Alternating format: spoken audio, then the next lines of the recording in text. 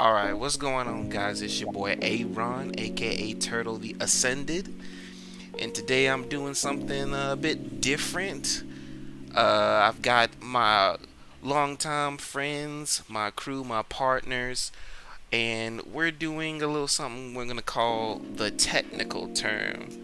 And what we're gonna do, we're gonna drop in some terms, if you will, some topics, and run Like around the room anime. on the mugs. Yeah, like anime, bunch of stuff, man. We gonna flex that mug.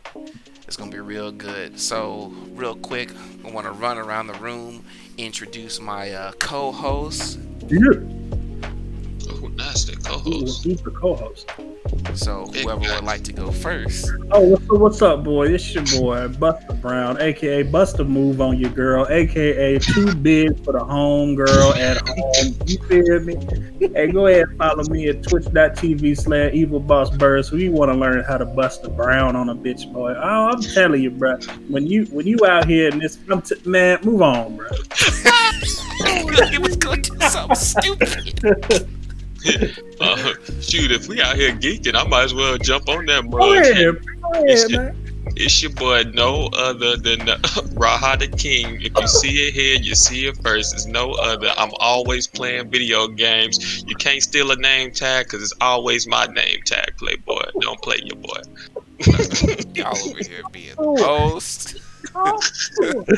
They over here being extra. Either way, my this is Shadow Falls. I'm gonna keep it real simple. I don't do all that extra stuff.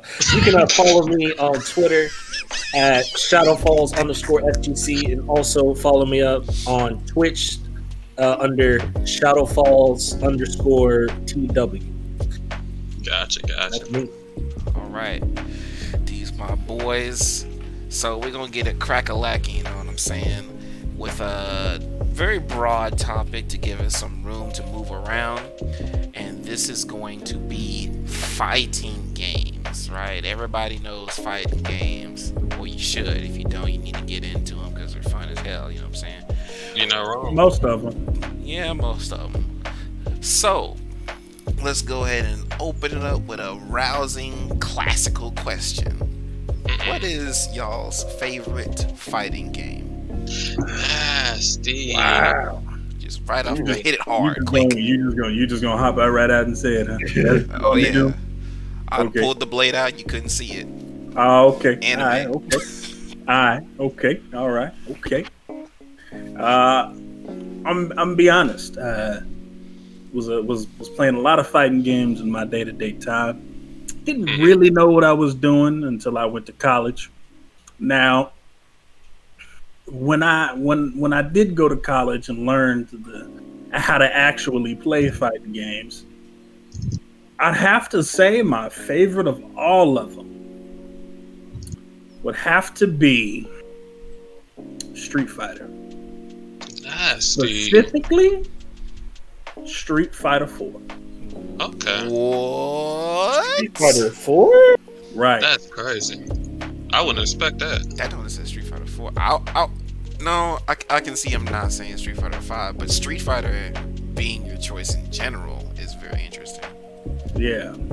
Now, Street Fighter 4, I didn't play too much. I didn't know what I was really doing, but when I saw how you actually play the game instead of doing what I was doing, button mashing, didn't really understand what was going on. I was like, this is not only the most fun thing to watch, but eventually the most fun thing to play. And I didn't. I loved that game, and I played DJ, and I would say Street Fighter 5, but watching what you can do and the potential of like combos, like the stuff that you can put together in that game is so much better in that game and then Street Fighter 5. Like you can the craziness you can pull off in that game is so much better than in Street Fighter 5. Street Fighter 5 is kind of more beginner friendly, and a lot of people can just beat a lot of people if they just know the basics or like the bare minimum. So it's like it's kind of all right, but Gotcha. I feel you on that. That's not bad at all. Man, let's see. My Blaze Blue. favorite fighting game. What? Blaze Sorry, go Blue. ahead. Nah, I think my favorite fighting game when I first started. Well, I guess after I not started, but for the most part, I guess it would be a game called Urban Reign. Oh, I really. Why have I heard of that game before? Oh my Urban god! Them a real tragic, Aaron. Alright, first off, that don't count. How does it not count? Did Urban Ray look like he was gonna get played at Evo? Oh Hell no, but I mean, what's the name made the game? The people who made Tekken, I can't remember the name right now, but you know who I'm talking Paul about. and Law were in the game, but Fact. Like, I mean, I just But- looked it up. I guess it counts. We'll let you slide on it. Whatever got nah, but whatever got you into it. Man, man, just tell me about it a little bit. Talk to me. for the most part, when I was younger, I didn't have too many fighting games to play besides What about Tekken and Soul Cal and a little bit of Street Fighter. But when I played Urban Reign, it just broadened my horizons on how a fight game could be. And I just felt like with a little bit more care into it and more time, it could have been a really good fighting game that they could have jumped onto. It was kind of like Ninja Storm before Ninja Storm. Low key. Ninja Storm before Ninja Storm. Mhm. That's a fighting game. I just wanna get point what that he's. out. I get what he's saying. I get what Yeah. he's saying. I know what you're talking about. It was really fun. I fucked with it hard. But yeah. It's pretty good. You and that daggum Jake. Yeah, I me got a grappler. question. What's up? Well, I'll save it for when after Young Shadow Falls goes. Oh yeah. Man, you talking about? See, I was thinking like traditional fighting games, and then you talked about Ninja Storm. That just brought up my childhood, man. Ninja Hey, I Storm, played. bro. I Ninja played. Storm You is know a how freedom many? fighter. You know how many Facts. Naruto games I played growing up, dog? Oh, bro, me But- too. Shoot, if I had to pick one game that I would say is just like my favorite by far, and I have to put the thing is I have to put limitations on myself because I have like favorite fighting game to play, favorite fighting game to watch, Mhm. favorite fighting game to just mess around in. But I'm gonna go ahead and put it under the realm of favorite one to watch and play. I'd say the first one that really did it for me is actually one I just recently re-downloaded when I built my PC. And that's Street Fighter Cross Tekken. Nasty. Street Fighter Cross Tekken? Street Fighter Cross Tekken. Yeah, and honestly, dude, I can't tell you why I played that game as hard as I did because I don't remember having anybody to really play it with. I just played online because I didn't like whenever I was growing up. I didn't have. Yeah, whenever I was growing up, as far as traditional fighting games go, I had no one to play with, like literally nobody. It was just straight up computer and online. That was it. I didn't have nobody to play fighting games with until I got to college.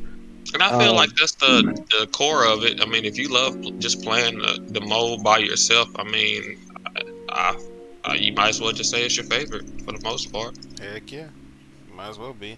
See, like even when we was talking to good old Randy, and he was talking mad trash on Street Fighter Cross Tekken. See, I'd buy Street Fighter Cross Tekken if the player base on Steam was bigger. Because I actually like the game. I think the game is great. I think it's fun. Like the only real issue is gems. Like that's pretty much it. But otherwise, the game is perfectly fine. I mean, honestly, I don't know why anyone would really have a reason to hate on the game per se, especially after. Now, okay, well, let me back that up. Hold on, let me back that up. Oh yeah. There are reasons to dislike the game. Yeah, Definitely. fix it real As quick. far as what I meant was, as far as from a gameplay standpoint, there's really not. Now, there's gems, yes, obviously gems, and then the way Capcom handled gems. I mean, there's that era of Capcom, which is still going on with Street Fighter V. The way they're handling stuff isn't, it's whatever. Yeah, But as far what I'm talking about, as far as gameplay, is just like what I like about Street Fighter Cross Tekken, what like most people, the thing is, a lot of these players ain't gonna come out and say it, but a lot of these people, a lot of like your pro players that people follow right now, actually love Street Fighter Cross Tekken, and it's a game that you can do pretty much whatever you want, man. It's not like it's almost up there. Like I think it was Tank was talking about Street Fighter 4. It's now is it? Do you have like your one frame links and all that? Like you have in that game? No, but what you do have, you have two characters that you can pick, and you can really find your own style lanes, which is something you can't really say for some of the modern Street Fighter games. By modern, I mean most recent. Yeah, that's true. That's true. I do like the creativity, having a nice little 2-man combo going in there. So Tekken Tag. Yeah, my least favorite character. Actually, no, not least favorite character. What I'm trying to say. My least favorite thing about that game was the fact that Akuma didn't have a partner character. Which makes sense because he's Akuma, but I mean, Yeah. I still wanted to have a partner. I would just talk back to somebody like Ryu or something like. Interactions are cool, dog. Yeah. Interactions are cool. I can see Akuma be like, "Try to keep up, boy." Some shit. You know that. Oh, fact. Or he just starts talking bad. Well, see, what you didn't know is that we had to wait until Tekken 7 when Akuma decided he was like, all right, I was in Street Fighter Cross Tekken. They weren't really feeling me, so that's it. I'm going to come talk bad to you in your own video game. And he went to Tekken 7 and started talking back to all Mishimas. It's like, talk bad to all of them. Oh yeah, That is true. die 1,000 deaths. So, my turn.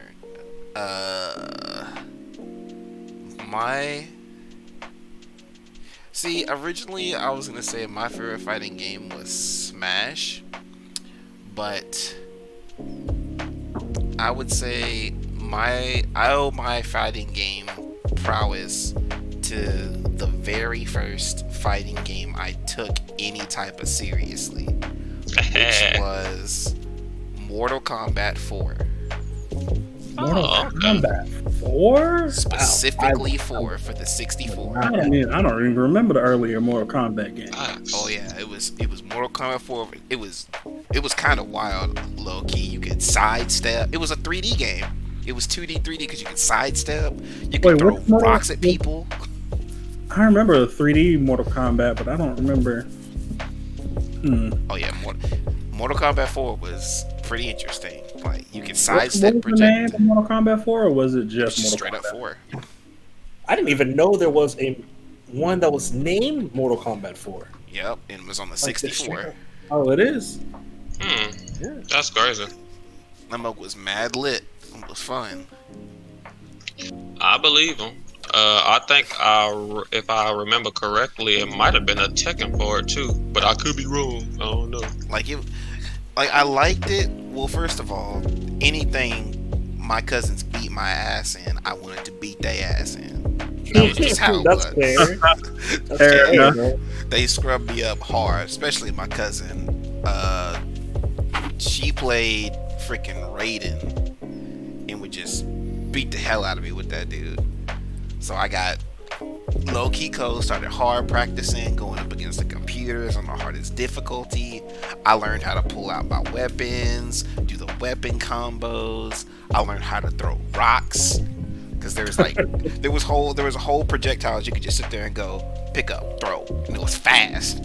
You could run at people, chase people down on the stage, get put on a wall. They had like max damage combo limits, basically an automatic breaker system where if you did too much damage in a certain amount of a time frame, it would automatically force you both to fall and like reset.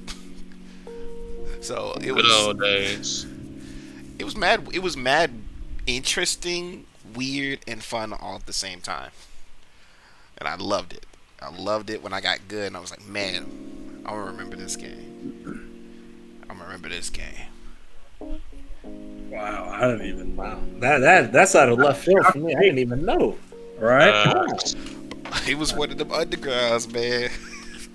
Yeah, but I mean, that kind of brings up all of Mortal Kombat, man. Mortal Kombat was kind of that, see, it was real from like everyone remembers Mortal Kombat till about Trilogy, and then it kind of enters the Dark Age. Where it kind of went like underground. It was like, man, it was like that rapper that was like, it was hot for a little bit, and then he just boom dropped off. Yeah, And you're like, he went ghost, and you're like, bro, what happened? And then all of a sudden he come back like, like the dude with the 3 years later, and back on the world, like, hey, I'm here. And you're like, oh, okay, all right, man. Yeah, that's what happened with Mortal Kombat, man. I forgot that rapper's name with the one eye. Who was his name with the one eye? Oh, was Slick like- Rick. Nah, not Slick Rick. The hell? Oh, Betty Wap. Fatty Wap. There you go. Oh yeah, He has happened one to him? eye. Yeah. yeah, he has one eye. You can only see. I don't listen to that dude. Nobody does. He disappeared. Man. Yeah, I don't know He what- disappeared. Dang. He disappeared off the face of the earth. He was popping when it first came out, but then I don't know where he is now.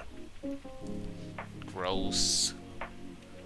Oh, But you had a question earlier, yeah, Tank. you did have a question. Well, I sure forgot it. Sure forgot that question. Can't be forget. Well, it happens all the time. You gonna remember it randomly at some point. Sometime tomorrow. Dang. That's sometime tomorrow. Oh no! Sometime tomorrow. I don't really know now. Shasta. Let's see. Okay. Try to brain blast. Ink. Yeah, man. It was in reference to when I was talking about. Wait, no, it was before I started talking about Street Fighter Cross Tech. Yeah. So it was whenever we were talking about Urban Rain. Mm-hmm. Urban Rain. And it's more of an arena fighter. And the Naruto's. Oh yeah. Mhm. Now I remember the question. There you go. Would y'all even say that them fighting games were good? Arena fighters? Nah, I'm more specifically the Naruto fighting games. Them Naruto Ultimate Ninja Storm 3, Ultimate Ninja. Would you say that they were good? Oh yeah. Yes. I mess with them mugs hard. Here's what I say. Here's what I say personally. Everything before Naruto Ultimate Ninja Storm was probably actually just bad. But everything before it, my bad. Oh. Before it. So Naruto Ultimate Ninja Storm Shippuden 2 fire. Well, I say I use fire very loosely because that was back when that was Age will tell you that was all the cheap stuff. That was All the the cheap stuff. straight R2. Boy, you smash just turn. People wouldn't even be doing combos. Turn the controller over, just mash R2. Yeah. You can see people just standing there, both just spamming blocks so they can get a freaking substitute because that was back when it was just chakra needed to substitute. That mug was bad. That mug was tragic. You had mad cheese strats like freaking jutsus could intercept. What is it? The chakra dash. In mid go, and you had people like Naruto and Sasuke that could intercept that mug at the literal last minute. Facts. And then like knockback combos where you couldn't sub out of them, guaranteed ultimate jutsu. Shikamaru could do some crazy crap where he could dash into you, and if he hit you with his ninja dash, he could automatically hit you with an ultimate jutsu. Like shuriken strats, like there was so much cheese in that game, it was dumb. Yeah. But in the third one, they kind of fixed it by putting a limit on the chakra. The supports and stuff were kind of more balanced, more characters and stuff like that. So I say those games are pretty good. I'd use arena fighters, as I call them, or as I classify them. They're pretty fun. I thought those were actually really good. I never really messed with. Oh, sorry. Go ahead, Tank. No, it's all right. No, go ahead. I asked that because they never really seemed like in-depth fighting games to me. They just seemed like real whatever fighting games type of cash grab. So I was like, oh, keep going. So I was just wondering. No, what it was? Did you think it was a good? Was Um, a good fighting game? well, it's only one good one, and that's Naruto because it started off with that formula and then kept evolving off of it so it can get good. When you got like these jump forces and um, my heroes that want to try to do the same thing, but they're not. They just in it for the money. They're not trying to evolve that arena fighting style Right. because they start off with it. It's already broken. They know this from the beginning. And then when they come out with the second one, it's just like, we're just gonna make it even worse. They don't try to one up. They don't try to fix Oh yeah. yeah. They don't try Just to make it fix what worse. happens. And that's why arena fighters get a bad name because I truly believe it could be a legit arena fighter out there if they try hard enough. It can be pretty balanced and everything. You just got to put in that work. But I mean, if people don't care and they just know people gonna, get it for the money, then why try hard? For the I most part, mean, I mean, you're right. It's a pretty good point. Because mm, those Naruto fighting games are pretty good. Like, yeah, they're honestly pretty good. Cause like obviously like at first glance it's like you rush in, press a bunch of buttons, you try to sub out and just do stuff. But it's honestly it's probably a best way to put this. It's a it's a harder team fighter to think about because if like we'll say like in Marvel vs. Capcom. Like in Marvel hmm vs. Capcom, it's basically you play some neutral, you fly around, you throw your assist, and then if one person gets touched, they're pretty much dead. And then hmm that's overall usually the formula. But in like Naruto, you have to consistently manage your assists when you have four because if you run out of all of them, they come back super slow.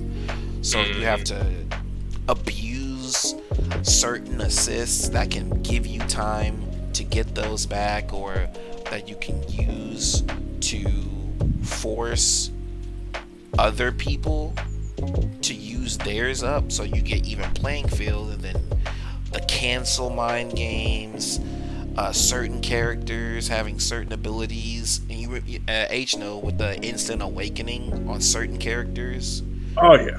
where you could like I want to say you could use it with like the fourth yeah. somebody. It was one of it was the He can fourth teleport guy. right behind you. Yeah, you use his dash, hmm just teleport, and then you could do like instant awakening on That off was combos and like Minato.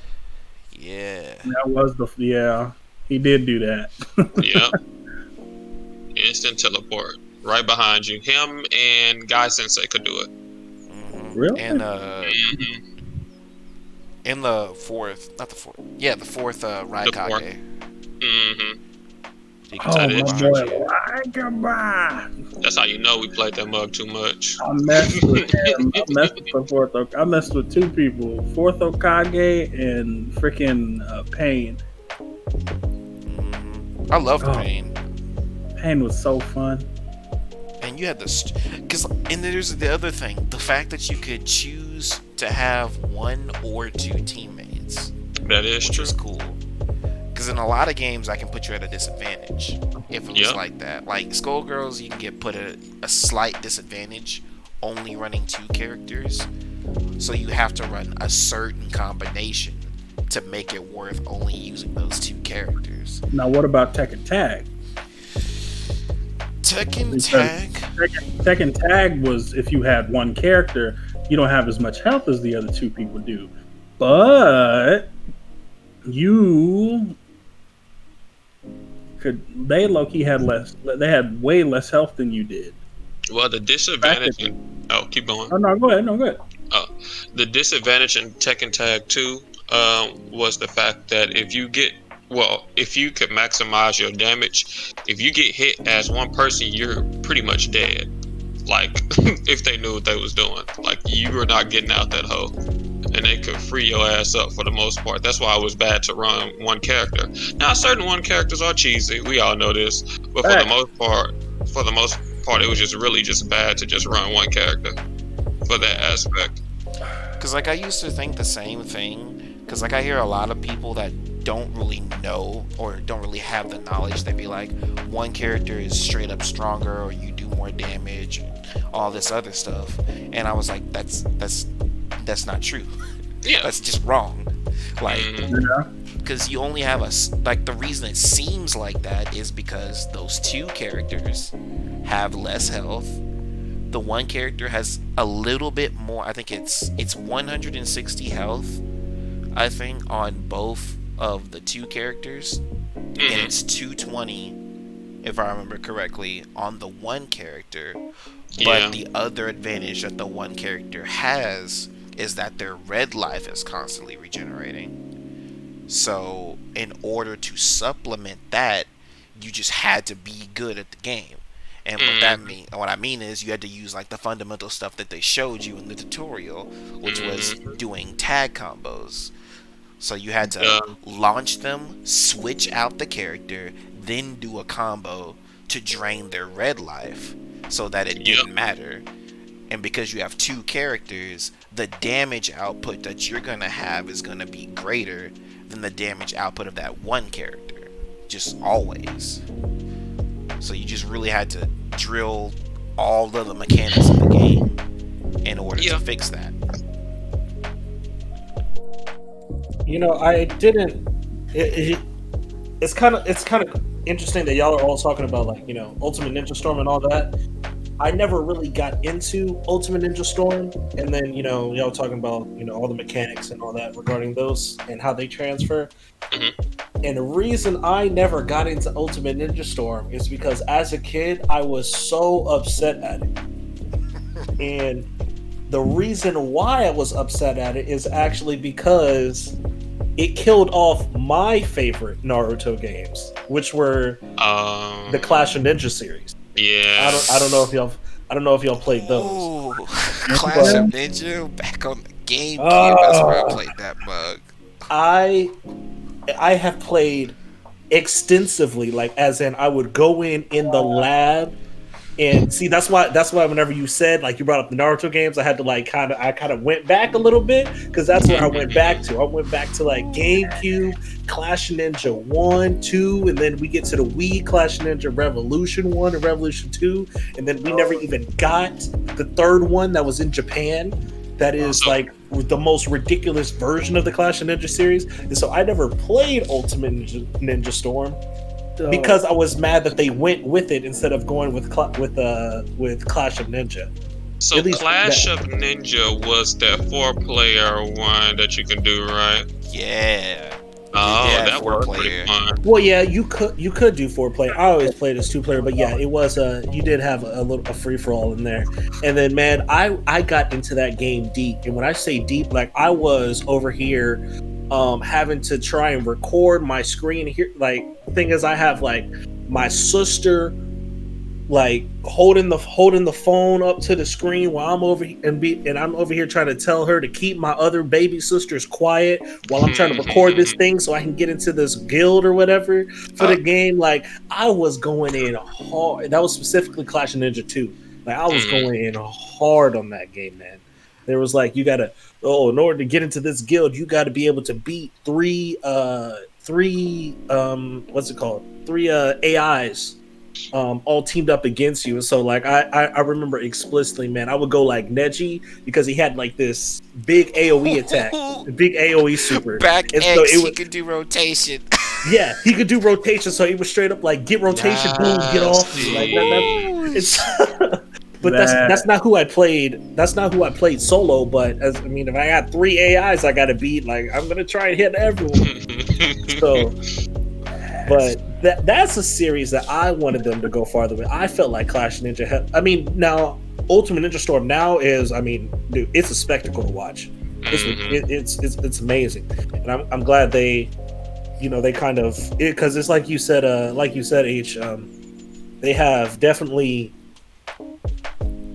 been continuing with that game to improve it. It's not just like the cash grabs, like Yeah. your jump forces and your um whatever else. I don't know. I don't pay attention to arena fighters. I ain't gonna lie to you. Black Clover. What else? Another There's one. a Black Clover one. I didn't even know that. Yeah, I the don't mugs know either. is the mugs is tragic. And so that's the series that I went with. But Gotcha. I wanted them to go more with that. Like because I played Sasuke, and I just went. He hit. I mean, it was that was the way that I went instead of going with the Ultimate Ninja series. You know, that game was fun too. That game was definitely fun too.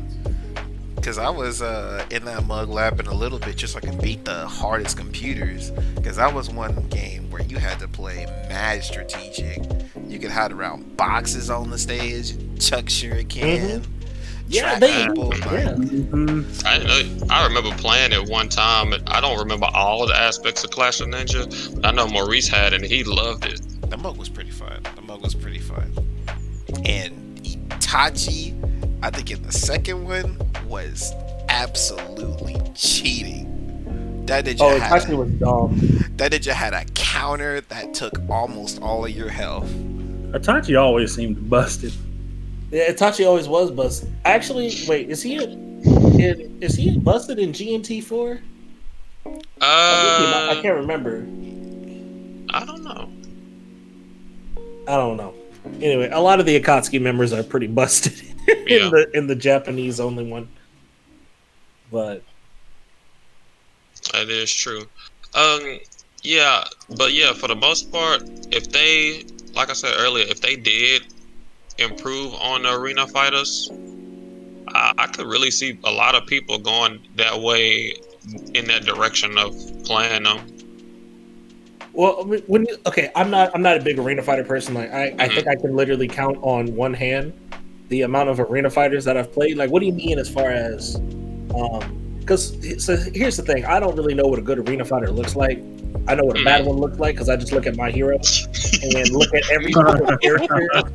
And dude, you do not know how excited I was when I heard that there was going to be a My Hero fighting game, and then I saw it, and I was like, no. Tough. Right? That's tough. I'm just like, dude, this is like every character looks like they're running full speed and they're moving at like 2 miles per hour. I'm like, yeah. And then they got that weird floating mechanic. And so, I mean, like, teach me the new. Like, what do you mean whenever you say make it good? What about arena fighters do you think they could make better? Like specific. Let's see. Man, to break down a good arena fighter, for the most part, you do need better frames. I feel like you have to break that whole situation down, because you just can't be having characters just doing all types of willy-nilly stuff if you really want it to be competitive. So you want to break down the frames and stuff like that. Make the defense more balanced also. Make it you want a button mash obviously to get the combos, but it should be a lot of defensive maneuvers to stop them from just pounding your face in. Defense, after that, really, shoot, I couldn't think of nothing else after that. Let me give you the perfect example of an extremely well done arena fighter that did not catch on. The Kill fighter. Now that is the best iteration I've seen. I will say that I've looked at the Kill one, and I've seen that one. I was like, that's definitely the most solid arena fighter I've seen. Like, it's got tech, it's got combos, you can zone. People have different health, so if I'm playing, because I played Satsuki, and she was basically Akuma. So she had strong everything, but if you bust her up a couple of times, she dies. So I thought that was a perfect version of an arena fighter that just never really caught on. But I thought that would have been the perfect game to like be competitive because of all the stuff it had. But it probably just needed to maybe a more popular series Yeah. or less fan service series in order Yeah. to be as good as it could have been. Because it's good. It was great. I thought it was amazing. I was like, this game is like good. Like, this has some defense in it. It has dodge maneuvers. It has some teleport maneuvers. It has some interesting clash mechanics. The dodges are nice, and the defense was all around solid. The offense wasn't just straight button mash. You had some tech. Who was it? Gamagori had some interesting stuff with his. I didn't watch the anime, so his little star suit where he hurt himself to get stronger, how they implemented that was really neat. Like, there was some good stuff. And the best part about it was the main two characters of the show weren't broken. Yeah. At least I don't think they were broken. So it was well balanced too. So it was like, man, I wish this game had caught on.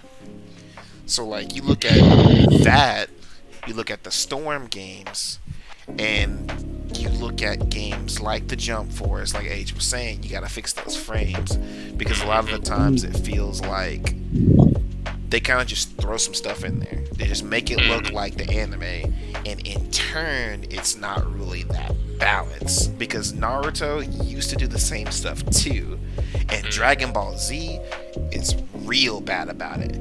Like, you try to play Krillin and like Tenkaichi versus Super Saiyan 4 Goku. You're folded. You're getting hard folded. Boy, you talking about depressed. That used to be my favorite character. You get straight up destroyed. Like, you have no chance of winning. Like, the power scalings in that game were real fierce. Which I guess it makes sense, but it also means, why play anybody else but Super Saiyan 4 Gogeta? Like, I tried to play online in freaking the Wii version. All I ran into were Super Saiyan 4 Gogetas, and I'm over here playing Bardock. That's what I feel like it's hard to do in a lot of fighting games. Just balance it out to the point where you can play a majority of the character. You can play any character you want and still find as much success on that character than you can with another character. See, but the only way you'll be able to do that is have a small roster. You can't have a diverse roster and be able to. But even at some point, you can't. It's not about that. It's not completely about just like this a small roster. It could just be like that character just is when you get to a certain level. Clearly on like a casual level, it's not going. It's going to be kind of whatever. Like, as long as you're good enough, you can find success. But like, Yeah. I would actually argue that for most of the fighting games we have currently, that we've kind of reached the max version of that we can have.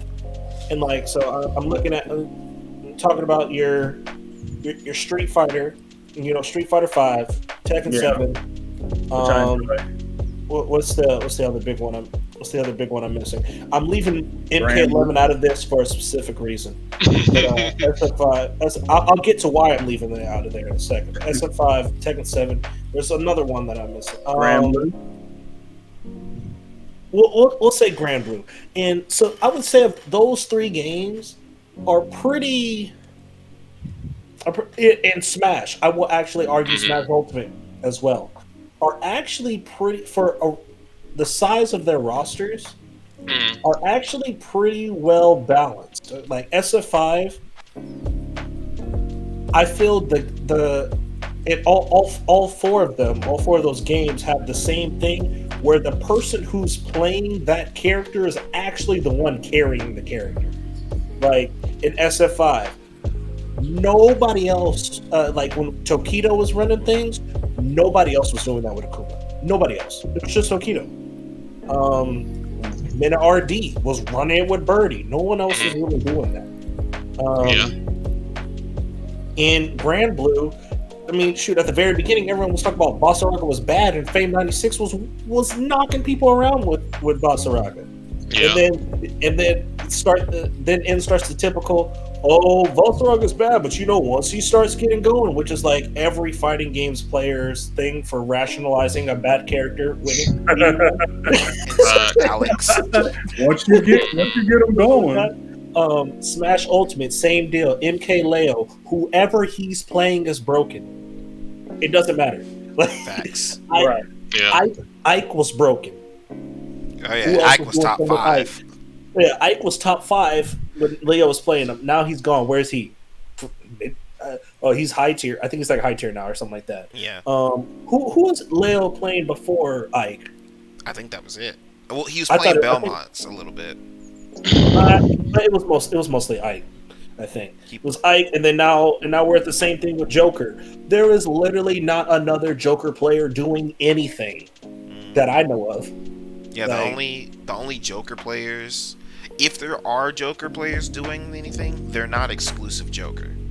Like Leo's the only one running through with exclusive Joker. Anybody else just like switches to him. Yeah, so it's like that. Those 3 or 4, those 4. And what was it? I said, and Tekken. Tekken is the same deal, man. Tekken is one of the few games that is like running character localist until we had the Pakistani invasion. Man, bro. Tekken has to be. And then Leroy. Oh god. And now we're back. Now we're back to people carrying their characters again. So I think that's okay. Yeah. Tekken's probably the single most balanced fighting game I've ever played. Yeah. Because me and H, we know somebody won. Was it Tekken World Tour? Yep. Somebody won TWT with a goddamn panda. Yep. Beating a top 5 character. Anything is possible. Beat a top 5. Was it Leroy? It was Did he Devil beat Jim. Leroy with? No, it was Devil Jam. It was Oh yeah, Devil he Jim beat Devil versus Jim Panda. with Panda. And he won Got with hard Panda. counter. I'm like, bro, like, come on now. And then you'll probably get the people that was like, well, Panda actually has a good match against Devil Jim. See, Shut up. That's what I'm talking about. See, it's Panda. Once he gets going, it's every person's rationale, dude. Facts. I hate it. Well, But the only reason he lost because Panda wasn't allowed to do a big. So, hey, shut up. All that mix up is you can easily stop it. And so, like I said, I was specifically leaving out MK11, Dragon Ball Fighters out for it because those are not the versions of balanced fighting games.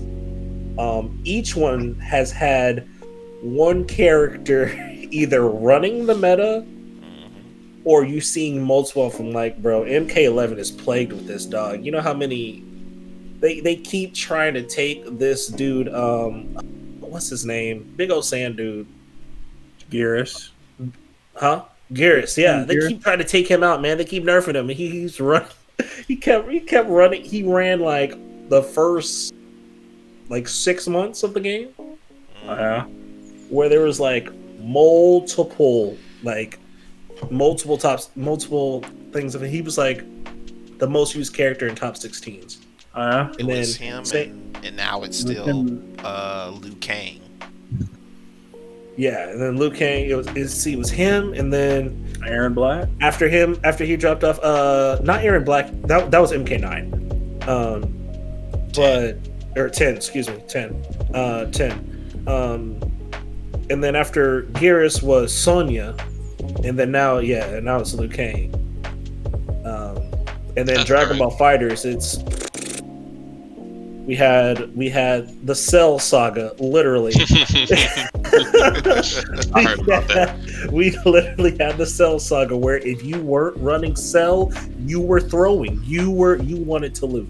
Bro, you had the whole shell, bro. Cell Vegeta. Yeah. Put Cell any Vegeta. point character behind Cell Vegeta, you was good. Your team was top tier. That's Facts. crazy. And then after that, Cell dropped. Vegeta dropped off first. Vegeta dropped off first because he got his assist change, and then it was Cell Kid Buu. Then who drops out? I think, and then Bardock. and then Bardock. dear Lord, Bardock has not Bardock, stopped. he's still running the show. Still running the show, man. And then GT Goku. Man, Oh man, I heard about that too. Yeah, those. So I wanted to say that most modern fighting games are balanced, It's best but they're gonna get. it is like a Kim Kardashian sized one. Okay, those two games are not in there. Those two games are not under that umbrella. Man, see, I think. See, the only game I don't agree with there is Street Fighter, only because the characters themselves, I think, are for the most part pretty balanced. The thing that upsets the balance of Street Fighter 5 is V trigger and V skills. Like, the V system is straight up the one thing that upsets the balance of Street Fighter. Because some people straight up have useless V skills and useless V triggers. Very true. Because, like, you think about, like, when Balrog first came out. Like, he's pretty balanced. He's not bad. Old V trigger 1. I'm killing your whole health bar. Half health. Yeah, bro. Full screen combo you. Like, there's no escape. Wide open top heel. Dead. Even G, for the most part, is balanced. He doesn't have a reversal. G, yeah, his only thing is that he doesn't have a reversal. Otherwise, this dude activates V trigger and literally starts playing another game. Skedaddle Skadoodle. I now control neutral. Yeah, He'll hit you. he controls neutral and starts playing Marvel vs. Capcom. Don't let him. Don't let him have his stocks. He's half screen. I'll crush you one more. And that power to the earth. Light it up. Light it up. He'll hit you whole combo, bro. Here's something else.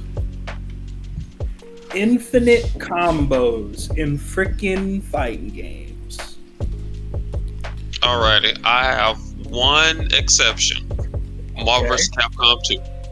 Other Why than that one and no other? me personally, it's just it has a lot of history. Before fighting games, I didn't know anything about infinites. So I mean, in my eyes, that game will always be perfect, regardless if somebody can infinite you. Don't get me wrong, that mug is ignorant, but for the most part, I just give that one the exception, just because just me personally, how much I love the game. It got a large roster. I personally feel like it's slow enough for you to react sometimes. Sometimes, I mean, you can get cheesed out like most fighting games or most Marvel vs. Capcom games anyway. So, I mean, like I said, I just take a L and just keep on rolling with that game. Infinite combos in fighting games. I don't know. There's honestly not that many fighting games that do infinite combos. There are a few. I think most recent have their hardest. One of the thing is that they work so hard to keep infinites out of their game, like either through initial mechanics or patching it out. Yeah, I think they just changed the name. They've gone from infinite combos to just touch of deaths, if there are any. Yeah, that's true. So it's not it's not necessarily like it's just a loop that's going to kill you. They're just going to do a crazy ass high damage combo that's going to kill you. Mm-hmm. So I think that's just like a name change, you know. You know what? I never thought about it like that, but I guess you're right, because it's like there's things like in Marvel vs. Capcom 3 that has both, where it has TAC infinites, team assist combo infinites, and the reason why we usually call infinites is because it's a loop that involves breaking the game in some way, shape, or form. And then a touch of death is something that stays within the game's rules, but you just die. Either way, you're watching a movie. Um, either way, especially in Marvel vs. Capcom 3 states. And here's the thing: it's like in Marvel vs. Capcom 3, it's like Turtle was saying earlier, man. It's like, you know, you're doing all this neutral stuff, and then Zero touches you one time. Well, it's time to start thinking about incoming, or Facts. or hope the dude think about incoming and prepare for the combo drop, which may just be a reset. Mm-hmm. Who knows? So, oh yeah, that's the infamous option selective justice. I didn't drop the combo; it's just a reset. yeah, right. Yeah, that's the option select. American reset, as we call it. Heck yeah. I mean, I feel like it's multiple ways you can figure that out to have to where the combos can get dropped. I just feel like the developers, after a while, when they keep it comes to the point where just characters again, you have certain characters that do a certain number of combos, then you have that one they want to make well balanced.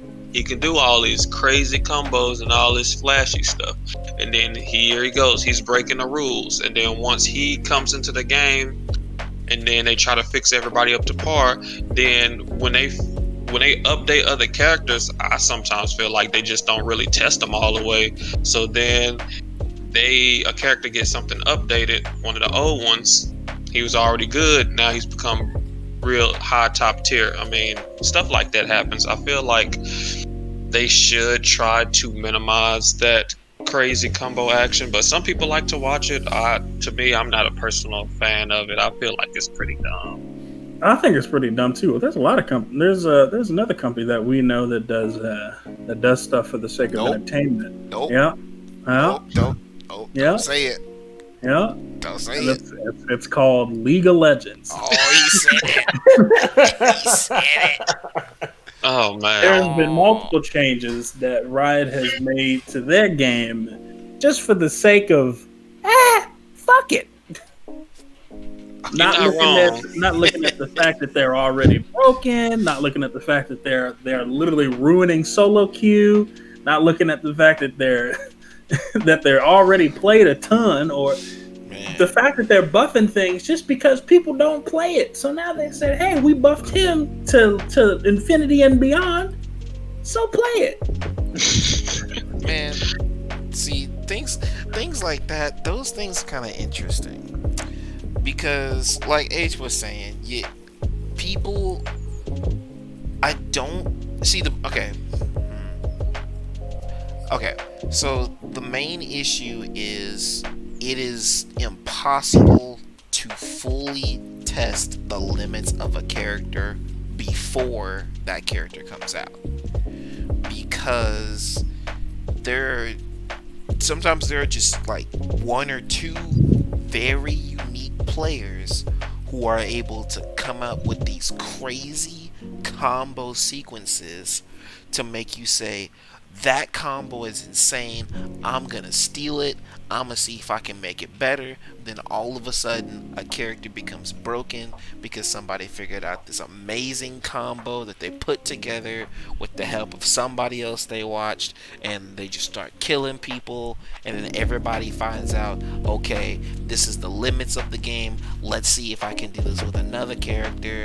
And then from that point on, you get the meta, you get characters that can't do it, trash. Everybody that can do it, top tier as fuck. That boy hit us with he said, yo boy, That is true. whack.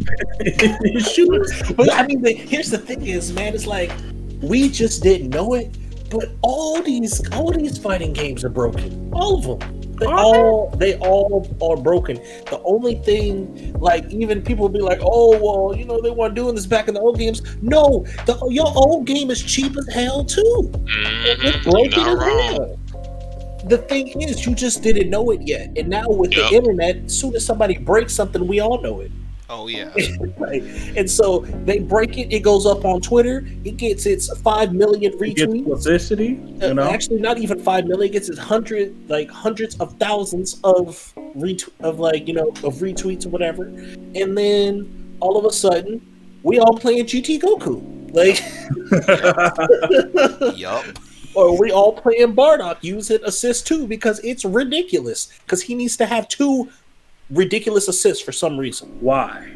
Who knows? Like, I don't know. They really somebody at Bandai loves Bardock. I love Bardock, but I can't. I mean, play I love it. Bardock It's too too. popular. But I just It's feel football. like I feel like as a character developer, what they start trying to do is when they want to make a character more unique, they start losing the sight of what that character weaknesses is and start just giving them everything in the world to just make them be the most craziest character possible. It's kind of like with Tekken, like the Mishimas. You want to start off with you have an offensive style Mishima, then you have a defensive style Mishima, and then you have a balance. I mean, it's not necessarily to have a balanced one if you already have an offensive and a defensive one. I mean, it gives you, it breaks it down to where you can use your knowledge of that character to figure out what's the gaps in their game. But when it comes to making a balanced character, that's when you start going on that line of, man, how balanced can I make this character before he fuck around and just be broken? Yeah. Yeah.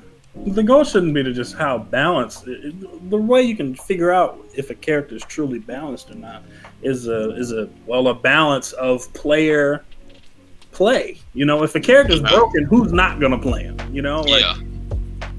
It's like, why would you look to more balance the already balanced? Yeah.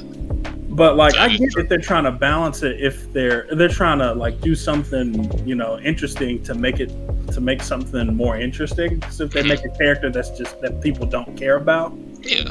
like they're gonna do something to make people play him. But honestly, if the character isn't interesting, just try to remake the character to make it interesting instead of making an already busted kit or a already alright kit busted. Like, That's true. then people are just gonna hate it, and then like then they get all the emails and the all the opinions that hit them up on Twitter or whatever they want to voice their opinion on. So it's just remake the character if they're not interesting enough. See, while we're Remake in the that, character from scratch. Ooh, I'm not mad at that idea though. What you about to say, Aaron? I'm finna say, while we're in that area, let's enter an age-old topic when it comes to fighting games. Bitches. Uh. My head in the wrong place. That mug got tragic quick. Wait. Okay. It's an age-old question. Actually, I was gonna say buff or nerf or both. What would you buff and nerf or buff and buff or what? What's the question? I see where you're going. Would I'm gonna take this only one. buff? I'm gonna Would take you this one only first. nerf, or would you do both at the same time? So Like all in one patch or all? Like- Let me try to paraphrase the question. Yeah, because I'm stupid. So you've heard the arguments in a lot of times, like online, people talk about they should just buff characters instead of nerfing characters. Oh, actually, I'm last. I want to take this one. I Okay. lied. I want to take this one last. I want to be last because I have a lot to say on this. That's why. Oh man. I want to be last. God Bet. dang it. Because my opinion in that subject is just buffing the worst characters isn't gonna work. No. Because obviously, if a character is OP, like actually, let's go to Tekken. Perfect example. Leroy was broken beyond all hell when he first came out on release. Yeah. So if your solution is let's just buff everybody else, Leroy's still gonna whoop your ass. Right? You didn't fix that dude. Well, the way to fix that is to just figure out what makes them strong in the first place. Wouldn't it be? Because if you, there's been many times where they're like, oh, well, he's broken. Well, shoot, just buff everyone else, and then therefore he's not broken. Well, no, that because you have to figure out what makes that one thing broken. Like why? What is the? That's why you need more feedback. Because Yeah. if you just buff everybody else, then shoot. Then once you figure out that you needed to nerf this on this person, well, now you got a whole other problems because now this person's busted because now this other person. Yep. Yeah. Now you got 4-5 people that's breaking the game. But Shout out some Lee. people would. Some people. Slug. That mug was quick. But see, then the follow up to that is some people would actually rather play a game where everybody is busted. Play Why arena would they want fighter. to do that? But if everyone's super, are we really? He said, if no one is super, no one. Man. What you about to But- say, Aaron? that So, was it. I mean, unless anyone has anything, I'm about to, because this He was about to already. take It's it. funny that Aaron took it this way because I was about to lead the conversation this way anyway. All I right, was hold on. wrong. Let me back this up. All right. Gotcha. Because I can go and say some stuff real quick.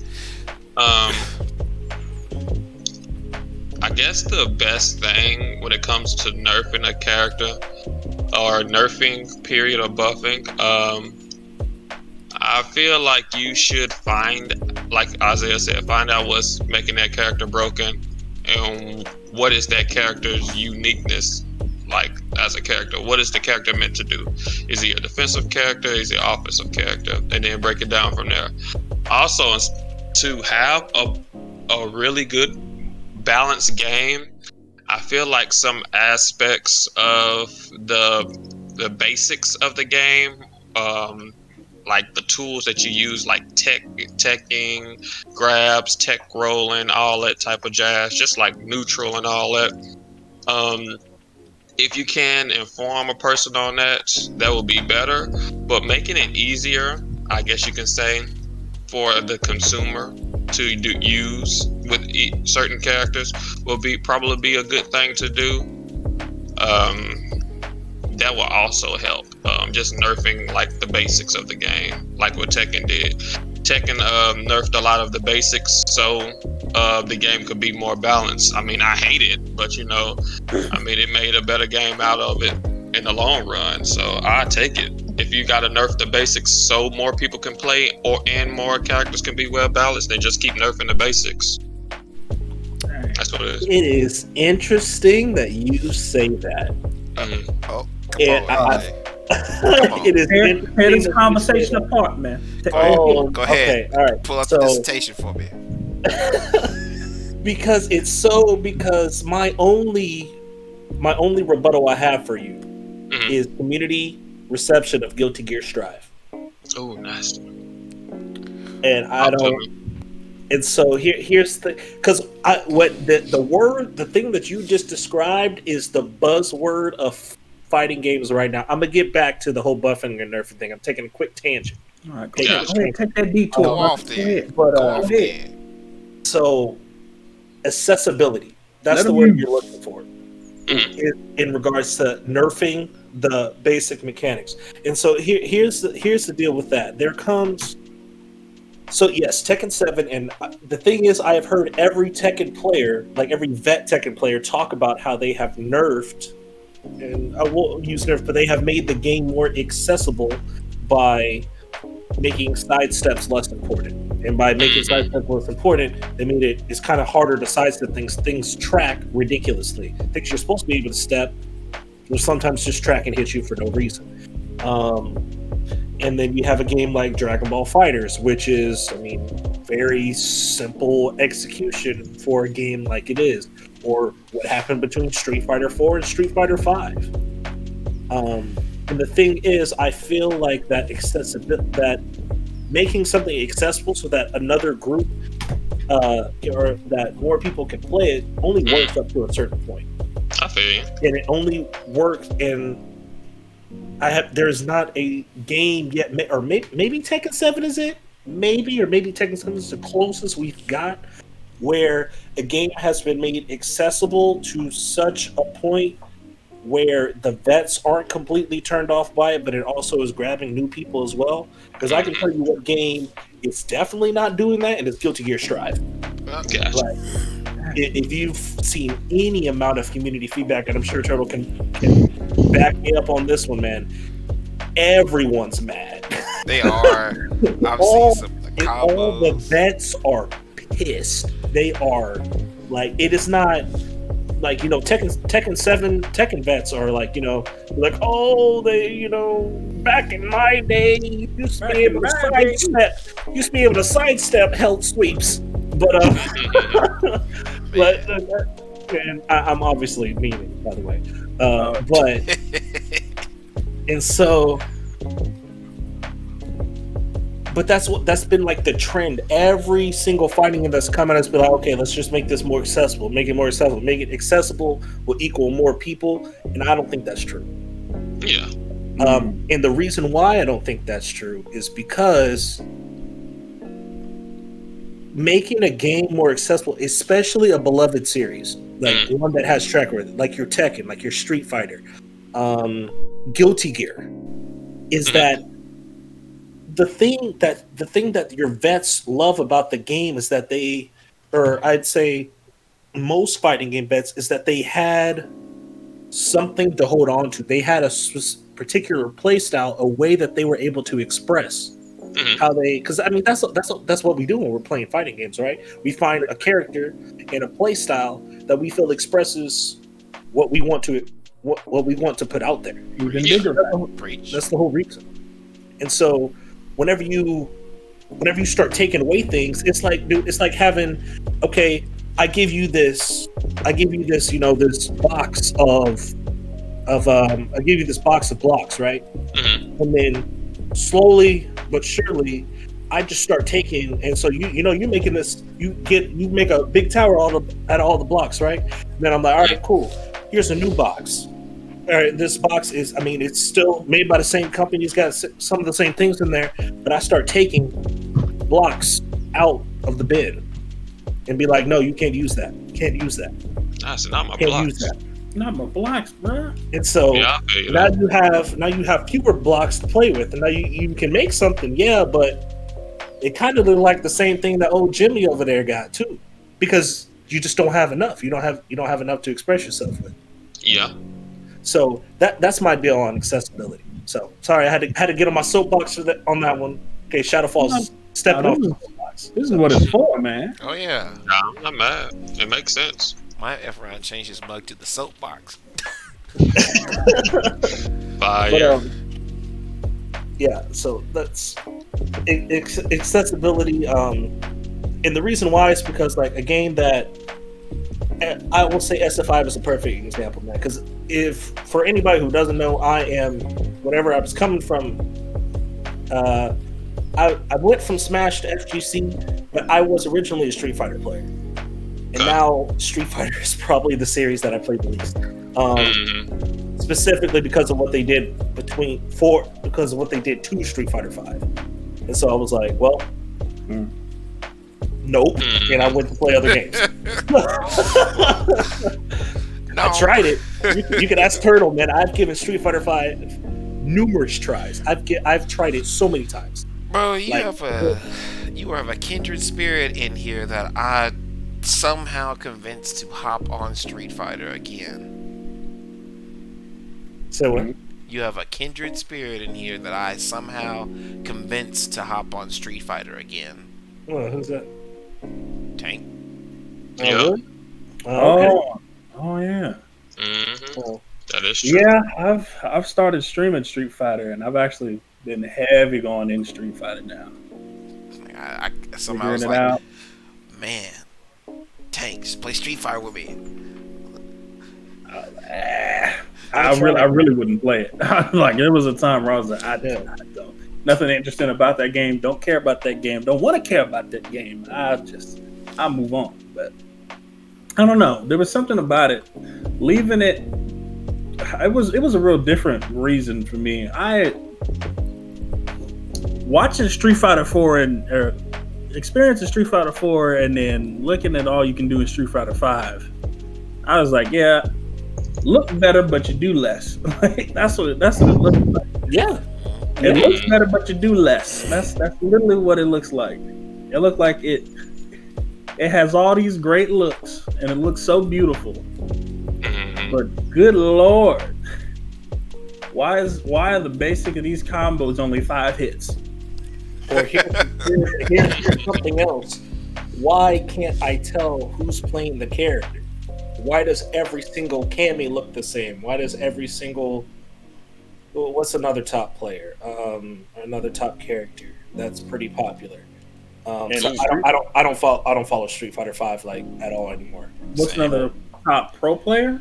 What's Yeah, another like another popular character. a popular character that Like basically has no I know originality? Cammy was flavor of the month for a while.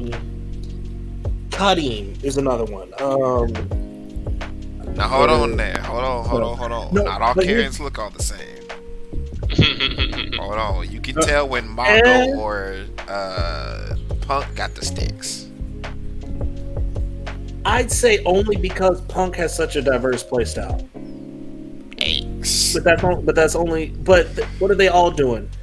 They are all confirming crouch. They're all confirming, and you can't see me, but I'm using quote fingers.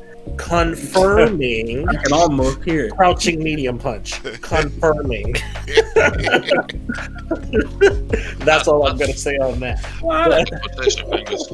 One of the reasons I got back into that game is because I watched streamers play that game, Mhm. and the fact that it's not as popular as it used to be, which I get 100%. Like Mhm. it's insane how almost dead that game is right now. But like, I don't know. I watching them and then knowing that I dropped that game when I know I could have done so much more is my reason for going back in it. Because for me, even though I feel like there's bad matchups and stuff like that, and like I just feel like I can do better. Like I personally, like I don't want to leave a game knowing that like I don't really give it my all, man. Like I really just played that game like whatever. Mhm. Like I just couldn't leave it like that. And I was like, huh, they make this game look kind of fun. You know, let me go back. You know, I'm gonna try to make up my own type of fighting style. You know, I got Cody's infinite rock combo. That's not even an actual combo. Like, but if I get you in a corner, you get rock. Like I will constantly throw rocks at you. But you know, like I just I couldn't leave that game, man. Couldn't leave that game without knowing that I didn't give it them all. I think for 2D fighters, making it simpler or more accessible is the wrong way to go. Because I feel like in 2D fighters, they already have a small like it's not too much you have to learn necessarily in a 2D fighter. So when you start dumbing that down, it just makes it more repetitive when it comes to people's just like you said, you're gonna see the same type of tactic, and then after that it's just more it's gonna go on who's got the better character after that. Because for 2D fighters, it's like you said, it's 2D. You're only seeing it that way. In the 3D game, you have more stuff that you are accessible to do in the game. So like every Yoshi's not going to be the same. I mean, they're going to use more of the stuff that's going to help him win the matches, like him using his confirms and his fastest moves. But for the most part, like I said, it's a 3D game. 2D wise, it's just, man, there's only so much you can do before it gets to that point where it's just like, I'm just going to use these 3 moves, and if I don't win with these 3 moves, fuck it, that's it. Let me hit you with some interesting differences. So the thing, like you said, with a 3D fighter, you have a lot more options. Just the fact that you have a third dimension is being able to step into the foreground and into the background is huge. It's huge. Like the level of movement in a game like Tekken or a game like Soul Cow is huge. Right. But then you look at Street Fighter. Then you look at, I can even say King of Fighters. You look at these 2D games, and a lot of times it's much slower paced to get the hit, right? And all of a sudden, it can just explode. Like you have to be, it like in Tekken, you can kind of see somebody with, oh, I'm about to punish this guy, I'm about to electric this dude because he clearly whiffed this. But in Street Fighter, no, you gotta be ready. Nah, it's more of a guessing game. It moves faster. Yeah. And then, but I think it's better for that. I'm sorry. Go ahead. The other thing about 2D fighters is, or at least in the comparison to 3D fighters, 3D fighters have more finite tech, and by that I mean there's hard named techniques that you can, like, this is stuff you can call out. You know, backdashing, something you should know how to do. Wave dashing, something you should, within reason, be able to do. Sidestepping, right? Sidestep canceling. Side walking. Just instant while running, instant while standings. These are stuff that you'll need to know how to do, but they're such broad enough tech that somebody can legit teach it to you and when to use it, right? Because it's like, oh, you know, you have this good while standing move that's really good as a poke, so I need to learn how to do instant while standings so that I can throw this out more constantly as a poke. In a 2D fighter, you do not have that. The reason 2D fighter, I'm gonna call it an issue. The reason 2D fighters are so hard to master is because it's a ton of little stuff. Little stuff. Like the other day, I watched a Smug video, and he talked about, hey, watch this. All he did was hold. He took his finger off holding down back, playing Balrog, tapped back, and went right back to down back. It's like, check that out. That's micro walking. That mug is OP. And it's like, what? And then you look at it, and all he's doing is he's walking backwards, and it avoids grabs. That's crazy. It avoids whole grabs. That's just good spacing, man. That's good spacing too. Yeah, and it's such a simple technique. Especially like when you go on this get somebody tech with a freaking ranged grab. It's all this, and it's so 2D fighters have all this little micro tech that's so simple, but it's so hard to just get in your head and think about. I gotta remember to do this little bitty walk back, but then you can get easily punished by somebody just checking like a low somewhere in there, and you just get hit, or backdashing in the corner instead of actually blocking, avoiding grabs, so you can get whole punishes, or having the boldness to just sit there and block. Yeah, because that stuff is in the moment. To just sit there and block, or to just take the throw. Right, weighing your options. Would you rather get thrown in the corner by let's say, who's the one? Would you rather get thrown by Balrog, or would you rather him tag you with a counter hit? Thrown. Look, I'm gonna say that whole thing, which is in Grand Blue. Are you really gonna take that grab, or are you gonna block the overhead? Which one are you gonna do? I would take the grab. I would take the grab every single time, man. But it's y'all were talking about the mechanics and all that. Actually, wait, before I say something, Tank was about to say something. So hold on. What were you about to say, Tank, earlier? Oh no, I think I already said it about the stuff in 2D fighters. I think it works so well is because that stuff is fast paced, and it's more of reactionary type gameplay, and a higher level of fighting game. It's more okay. I can't really read what this person is doing too much, but if I know that the button that they throw out right then in that moment is negative in a if I can punish that in that small frame of a second, I can get a combo off. That's the way to think, because if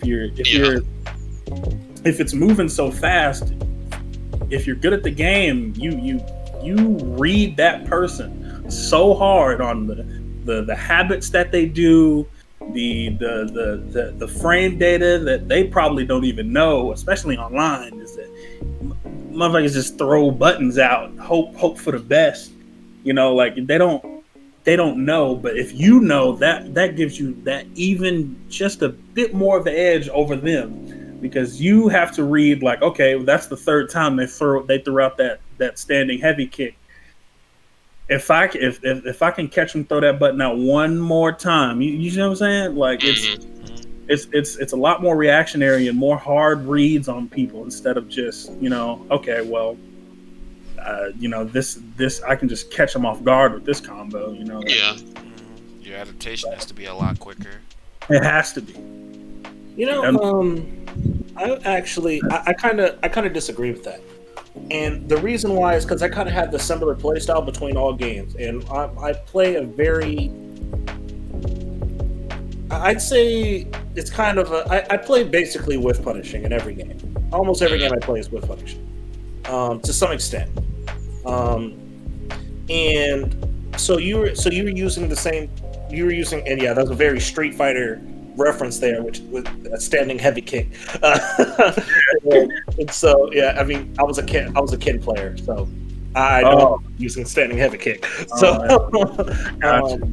yeah, so it's like I feel like you can use that with anything, like in tech. So Street Fighter, if you walk within this range, they're going to throw that, you're feeling it out, because that's all we're ever doing. I mean, that's what neutral is feeling each other, feeling each other out, and seeing what someone is going to do whenever you encroach on their space. So I know if I've entered this guy's space a couple of times, he's throwing a heavy kick, I have a pretty good read on the fact that he's going to throw that heavy kick. Now, you're right. I will say you're right in this, that 2D games, their frames, it's like whenever I first got to Tekken and I learned that being -9 was safe, I was like, what? In Street Fighter, you're dead. You -9, you're dead. That's it. But so I will say that you're correct on that, is that you have less time to kind of visually confirm. But I think whenever you get used to the pacing, it's pretty similar. Because at that point, at least this could just be a me thing. This could be completely anecdotal, and I don't know what the fuck I'm talking about. But it is what it is. That you're just kind of looking for movement at that point. It could really be whatever. Like some of the and it's funny because the reason why I can say that, and this part I know is not just me, is that you'll see like somebody do something, and then like a pro player, you'll see the other one do something like a dash or something like that, and then really before the dash animation is came out, the other person has already inputted a super. And you're like, what? How did he know that he was going to do that? He didn't know that he was going to do a dash. He was straight up looking for movement. He was like, oh, I know that I enter this area, he's going to do something, I super. Like, and so then you visually confirm that there is movement going on the screen. There's not a walk or something like that. And then that's it. Okay. Now, in something like Tekken, yeah, I know that. And so we were using tech like backdashing, Korean backdashing. Dear God, why do we have to learn that? But it's like you can't even really play the game until you know Korean, or it opens so many options. But anyway, moving on. It's like I know that when if I run in this dude's face, what does he do? So we gotta. If I run in, you gonna duck? Cool. We go run in and launch you immediately. It's not even like you're thinking about it anymore. You just run in, boom, see him crouch, launch. That's it. Or you're gonna run in and he does Magic 4. You're like, oh, cool. Run in, duck, run in, you duck, see the Magic 4 go over your head, launch. Like it's kind of. I feel like those types of reads and reactions are based on prior knowledge that you should have already got. Yeah. But that type of thing is hard to teach. Hmm. I So what? agree. Okay, go ahead. Go ahead. Oh, I was just saying, you go ahead. I agree. So what? Let me try to understand what you unpackaged on me. My homo pause. Uh, Uh, Now you saying that games like Tekken is a bit more reactionary because it's a more slower type of game because you can visually see them use that move out instead of Street Fighter to where it's more just you see movement. Is that what we were saying? And then the What? moment Yeah. you see movement, What I was trying to, without completely disagreeing with what you were saying, is that you can't in because you were saying in Street Fighter it was more of a, or what I understood, what I took from it was that it was more of a reactionary type deal, or you were saying it's more read based than reactionary. And I was saying, I give you the point that yes, it's a little bit more read based in the fact that you have less time to visually confirm due to things generally coming out much faster. Mm. But as there's a lot more more reactable stuff, unreactable stuff. Like, I mean, fastest moves to Street Fighters are like 3 frames. There ain't nothing you doing about that. right? Like, you just gotta hope your frame traps are tight. You know, actually, that's not true. There are one frame grabs. there are 1 frame grabs. I mean, I was talking about this. But yeah, there's 1 frame grabs. Either way, there's stuff in both games you're reacting to. You're not reacting to it. You're just not. That's not something you're gonna do.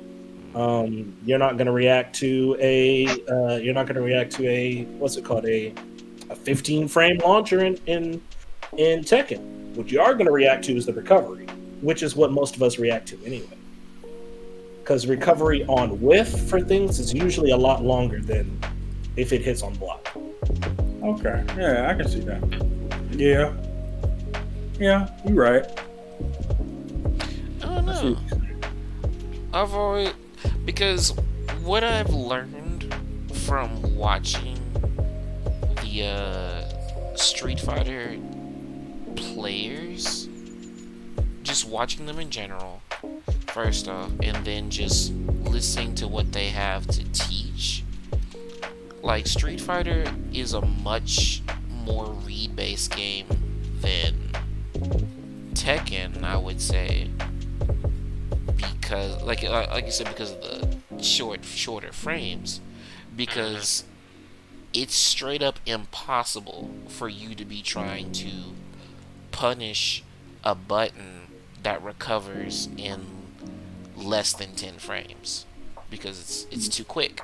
So what they will sometimes teach you is that you're not necessarily trying to react to somebody throwing out of a button. You're just standing at the possible range in which that button will come out, and then you're tossing a meaty button in that spot, which is why you'll see like Punk toss like Stand Fierce at a certain range. Not Stand Fierce, Stand Hard Punch. With Karen, he'll stand at a certain range and toss that out because he knows he's far enough away that your button's not hitting him, but if you throw out your button, you're gonna clash with this, and then I can hit confirm into Tenko into a combo. That's why Smug on G throws out standing heavy punch, and when he does that corner combo that everybody blocks, but he knows he can throw out that heavy punch because he knows that if they throw out a certain button, he just smacks that mug away.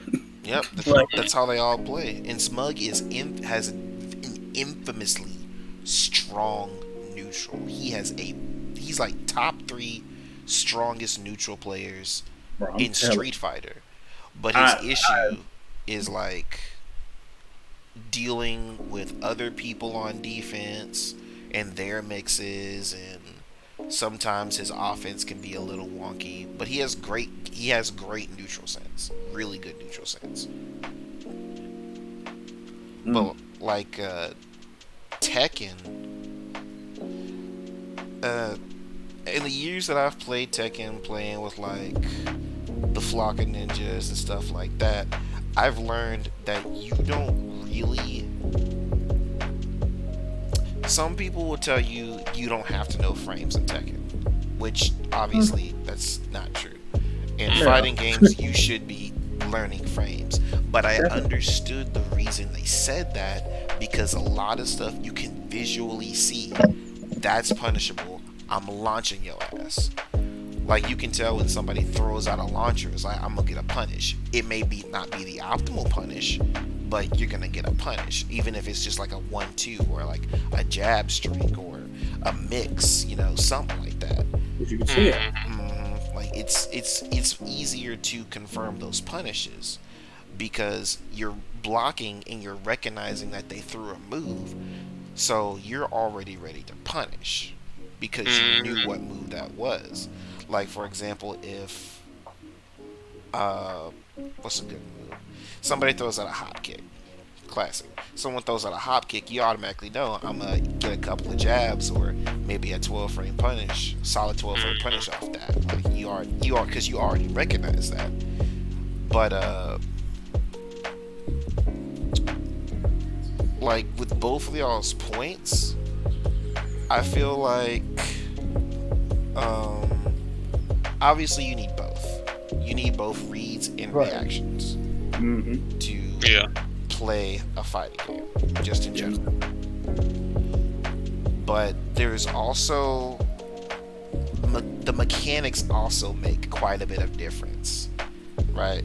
Because if I choose now, this might not be optimal, but if I choose to whiff punish, say Dawson throwing out that long range stand hard punch with an EX Shoryu every time, right? That has invincibility.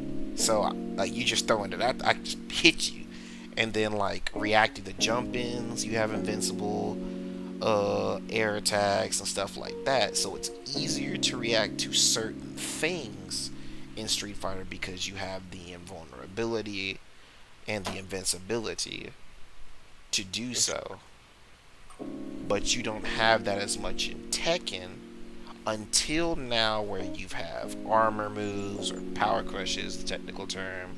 You have characters that now have quite a few crush moves, so they can throw these in the midst of recognizing your strain. Right? It's one of those. I think it's all together. It's just those things that come with playtime. Like you have to take the time to sit there and recognize what that character is doing, which is why matchup inexperience. Like a lot of people, like you'll see this a lot of times too. Like when Tokido lost to Mena RD, people were like, "Oh, they said Mena RD was just a fluke. Like he wasn't good because Tokido didn't know the matchup or something like that." But Tokido, bar none, straight up admitted, I didn't know what to do. Like I don't know this matchup, and it shows how much knowing the matchup helps you, because you can understand what you need to be able to punish and what you need to look for. If I don't ever fight, let's see, I'm pretty sure Alex is still regarded as the worst character in the game, quote unquote. I think he's like mid tier now, Is he? but yeah, I think so. I might be wrong, but But there's is been so many tier lists, but he's still not that great of a character. Yeah. Yeah. Still kinda. But the points, but the point here is this: if I've never fought an Alex and I'm playing Akuma, You're not gonna know. You're not Yeah. gonna know. like You might just explode. facts, like I'm Akuma. I'm one of Akuma, Ryu, and Ken are the three most played characters in the game Well, that's big fact, online, especially. and I hate two of them. So if I play, and Alex is not played like that.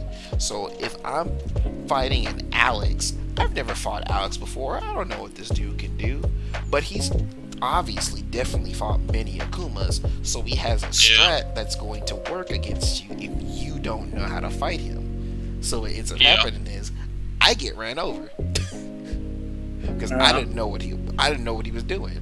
Yes, is that a worse character? Sure, but do I know what that character can do? Do I know why my character destroys his?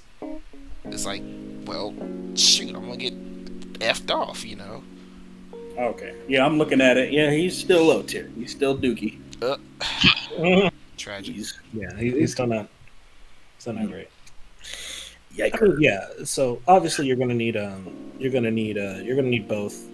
But I was just on the thing of like mechanics and stuff. Obviously, 3D games have they have the third dimension. You're gonna have that added depth that 2D games just literally can't have. They just Yeah. can't. They're 2D. Yeah. But I mean, as far as like mechanics go, Guilty Gear would like to talk.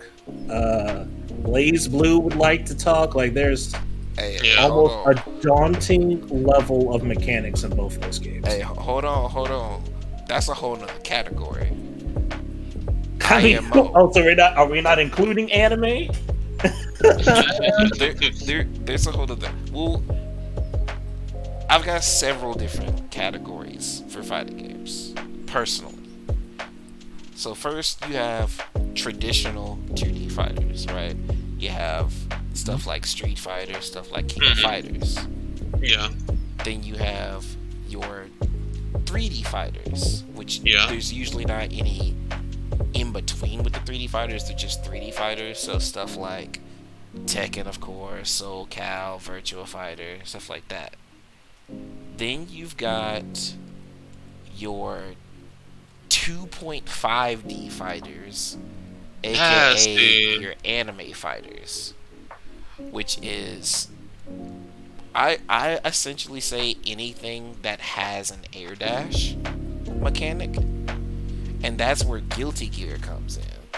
That's where Blaze Blue and all of them come in, because I put anime fighters on a whole nother tier of difficulty, because No, those I have don't argue with that at all. they have yeah, like you said, Guilty Gear, crazy tech with Yeah. with the specific guards and the stun against the wall, the air combos, the unique mechanics, the setups, and you know what else?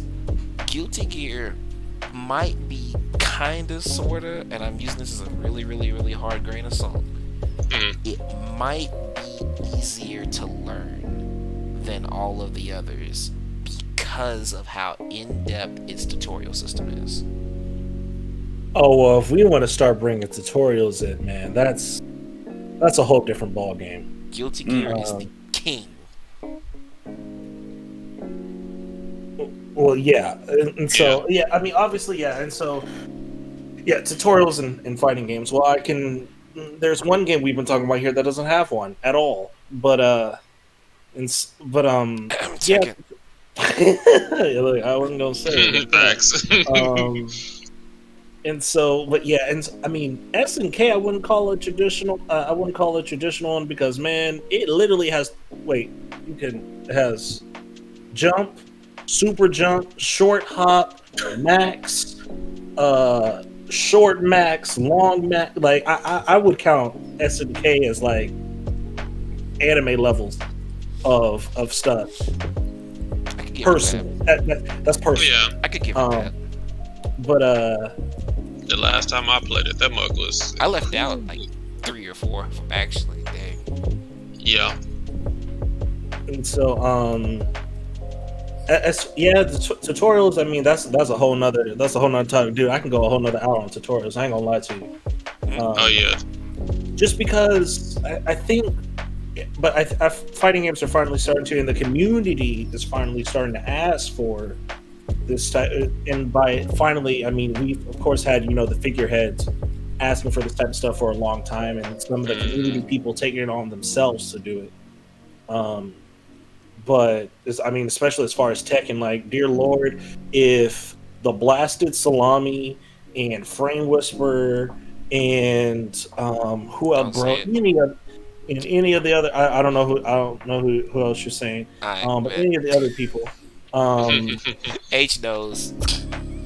any of the other people who have put out Tekken content, I honestly don't think I would have ever learned Tekken. Yeah. Or if I did, I would be severely worse than what I am, because the Tekken community has literally put that game on its back They really as have. far as teaching newcomers. Oh yeah. They really have. Because Pretty much got to learn that mug from the ground up by yourself. Mhm. Yeah, I Mostly mean, friends. it's us and YouTube, friends and YouTube. That's it. As far as Tekken's concerned, but yeah, I mean, like as far as tutorials, anime. I mean, I feel like something like Guilty Gear they had to in order to get. I mean, because Guilty Gear already has. I think people overdo it a bit after learning some of Guilty Gear myself, talking about how hard the game is. Yeah, it's it's is it more difficult than some traditional fighters? Yeah, but do you need all of that to get started? No, you don't. Yeah, Um, I feel you. you can get very far, but I think that's how it goes with any game, really. Like, you don't need to know how to Korean backdash. You're on day zero of Tekken, especially if you're going to go play online. None of them dudes can do it either. Or if they can and they're down there, it probably won't matter because that's all they know how to Mm, Yeah. do. big facts. Like the three. Hold on. I gotta count. I'm not gonna give a number because I'm probably gonna say more or less than whatever that number is.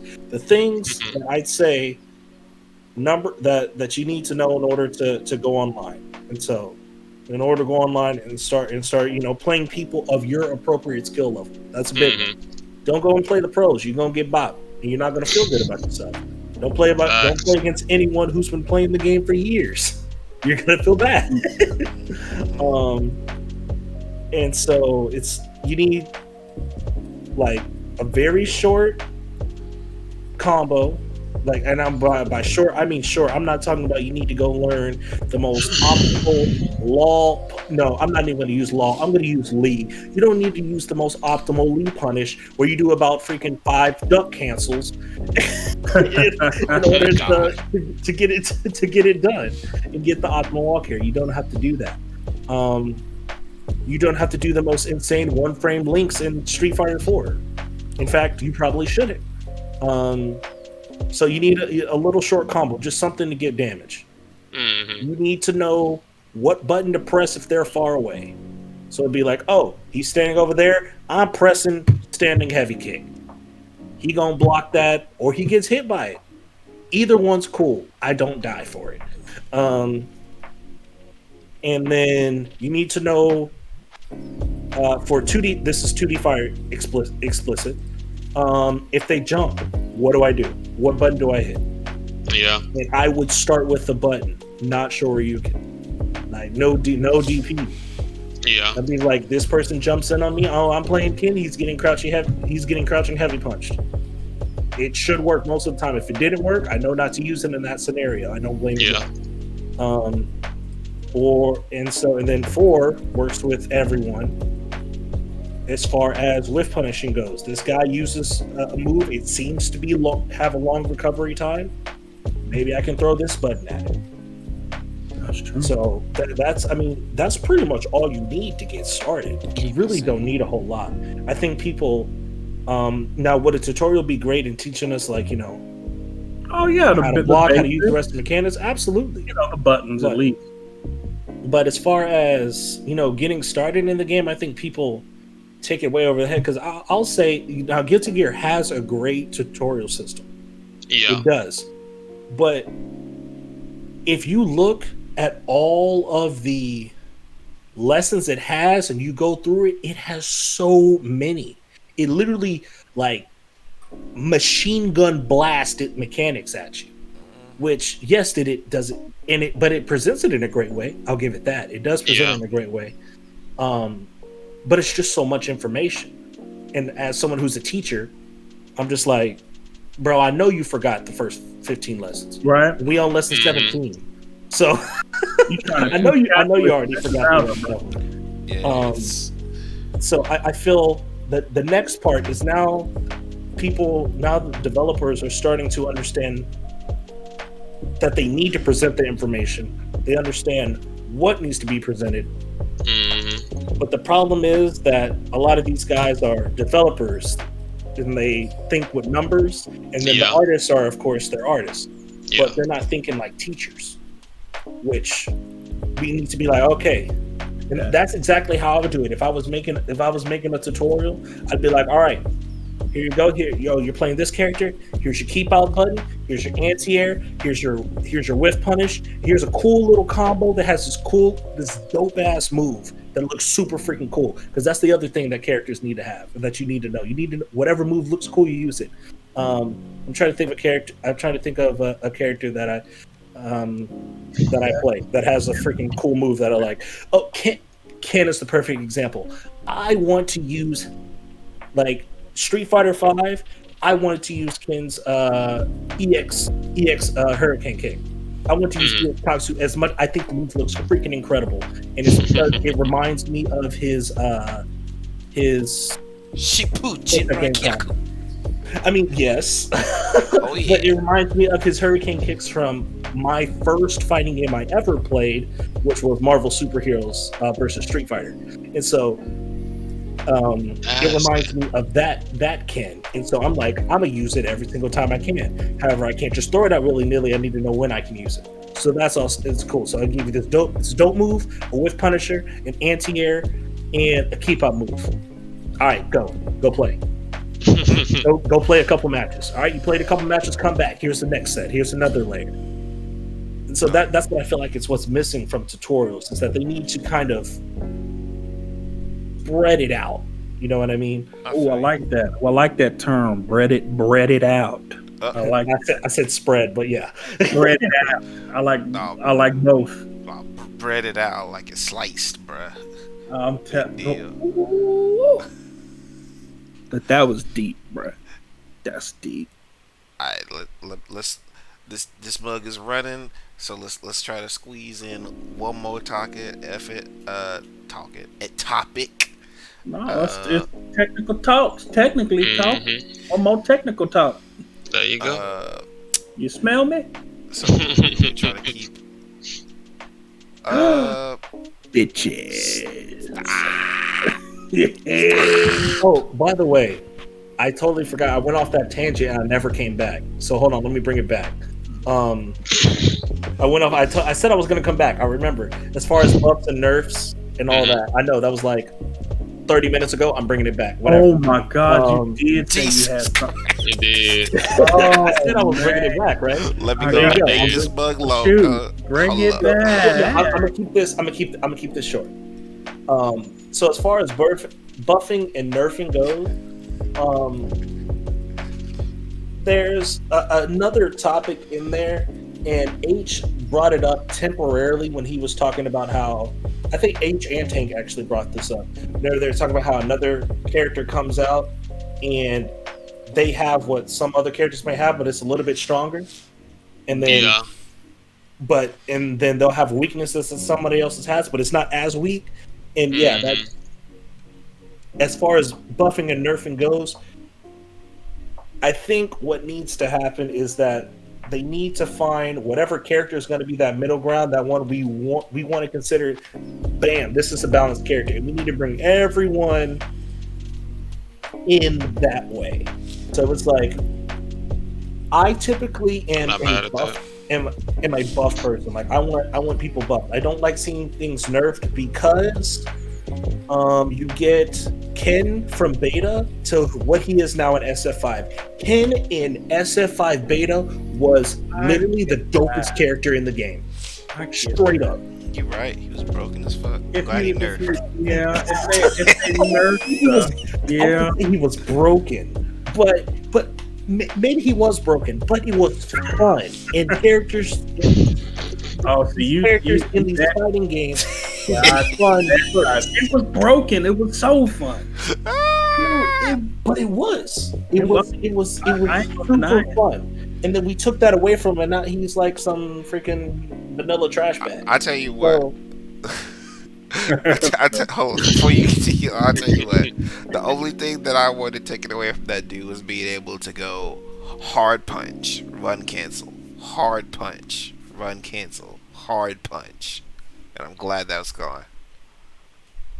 I mean, yeah, that was stupid. You know what? I kind of. That's whenever you have like blasted salami, and he has like the big sirens with flowchart feeder. Yeah. No, that is.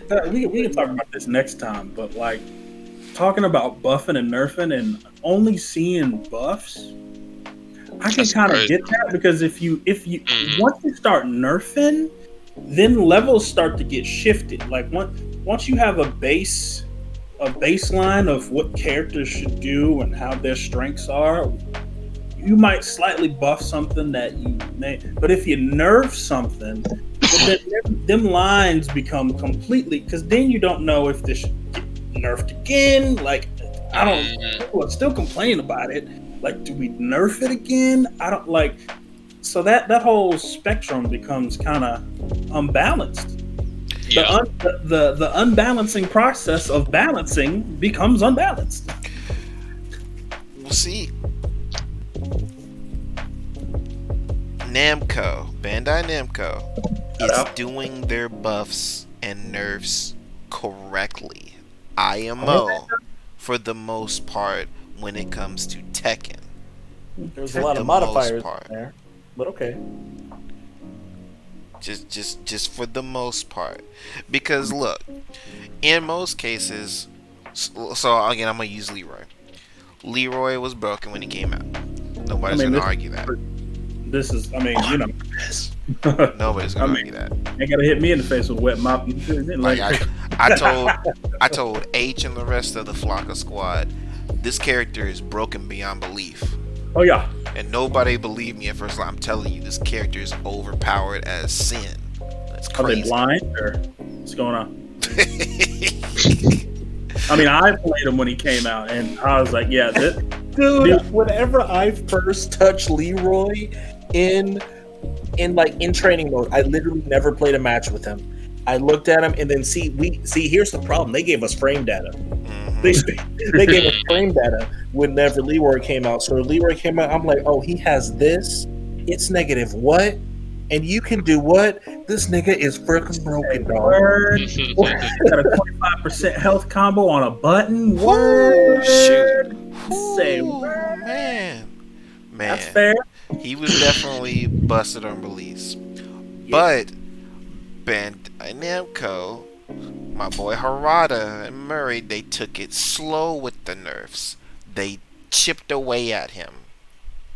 Like, slowly. They didn't just say, alright, make everything minus 17. No, they chipped away at him until they saw, okay, we think this character is okay now. And he is. He's still very good. He can still free you up. He's just not obscenely broken like he was before. Like, he's still definitely a good character. Very good character, IMO. But they just chipped away at him. They're being smarter with the nerfs.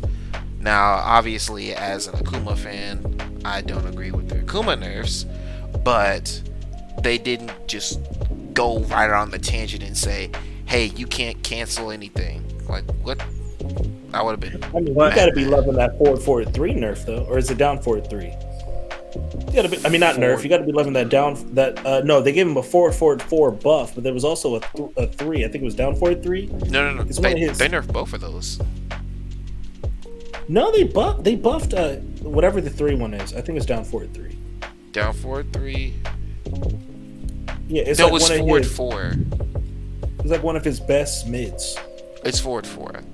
They made it pretty good as a poke tool because it reaches out and it gives him some good plus frames. Yeah. But I'll take a nerf of that and give back my counter hit forward 4 so I can counter hit combo up. Fuck, nigga. Man. But the whole thing was that to say that they're not just hard nerfing characters. They're chipping away, and their chip method is working, and the game is still very balanced. What they should do, take notes, Riot. Just chip away at them gently. God. We gutting characters for what out here? I don't know. Oh, you want to talk about gutting characters, dog? I play Overwatch. They straight up destroy a character. Bastion has a heal. Why? I mean, bro, Bastion is still bad. He literally has the lowest pick rate in the game. But I understand your frustration. He has the lowest where? No, he literally does. He literally has the lowest pick rate in the game. Here, where? He has less than a 0.01% pick rate. Dude, I'm getting every Bastion play. Oh, in competitive. Yeah. Shoot. I'm play comps up there. What? He don't get picked where? Here. Ooh. Alright, so we go get this last topic, yeah. This Yeah. last turn. Alright. Wasn't that the last topic? Nope. No, that was 'Cause AJ that was went back that was to the blast old from topic. past. Yeah. That was a blast from the past topic. Oh. Blast from 30 minutes ago. Because I do want to get this last one in here real quick. All right. So $65 million question. Oh, nice. Are Mm. all fighting games the same? No. No. Are you talking about that one thing Yes. where? Oh no. I need context. I don't know. I'm talking about like as video games. Like, are they the same? Wait. Maybe I skipped Right? over what you. What are you talking about? That I don't. It was one time when we were on Warzone. I was on my phone. Something Yeah. about Yeah. all shooting games are trash or something. I don't know. No, I. Then they said, what they say? They were like I said. I think COD's trash. 'Cause I do. I will literally go on a rant about this.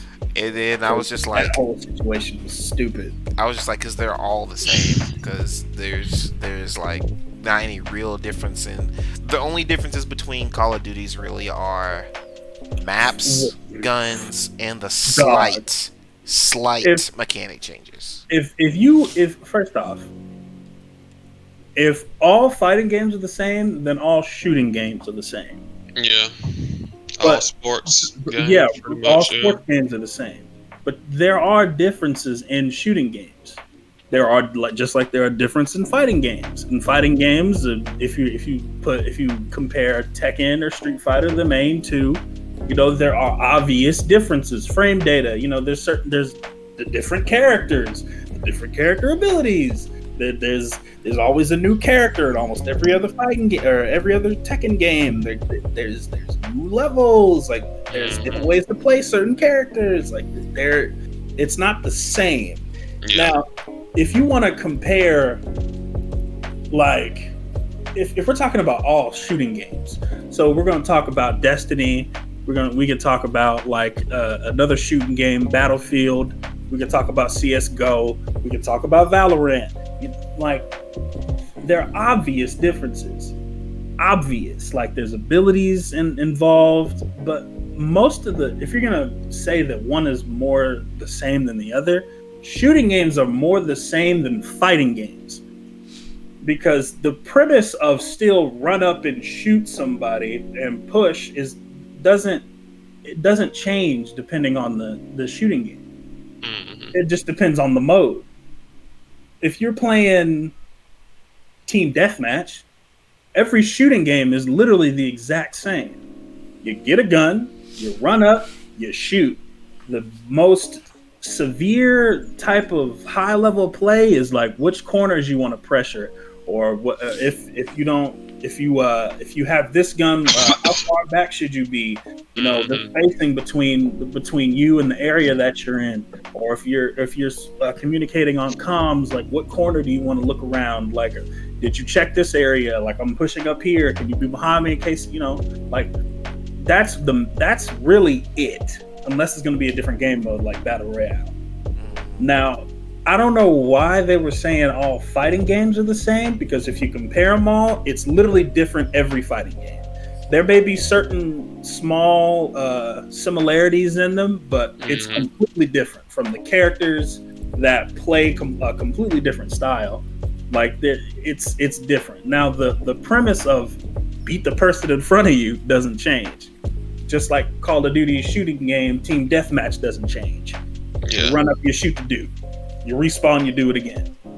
So, like, I'm unsure on why they were saying all fighting games are the same, because they haven't played all the fighting games. Facts. So I don't understand that. And then if you want to compare the games that they're playing, Call of Duty, it's literally the same game every Call of Duty. The only difference is, in small differences, is when the Black Ops 3 games where you have the jetpack, right? Essentially, all the guns do the same thing, except they do more damage or less damage. Yeah. Like, you get the same scope, you get the same grip. Like, it's the same game every Call of Duty. Yeah. Even the kill streaks are the same. Like for a small portion of them, like the Black Ops series, like when they did the futuristic stuff, the Advanced Warfare, like those were the biggest differences.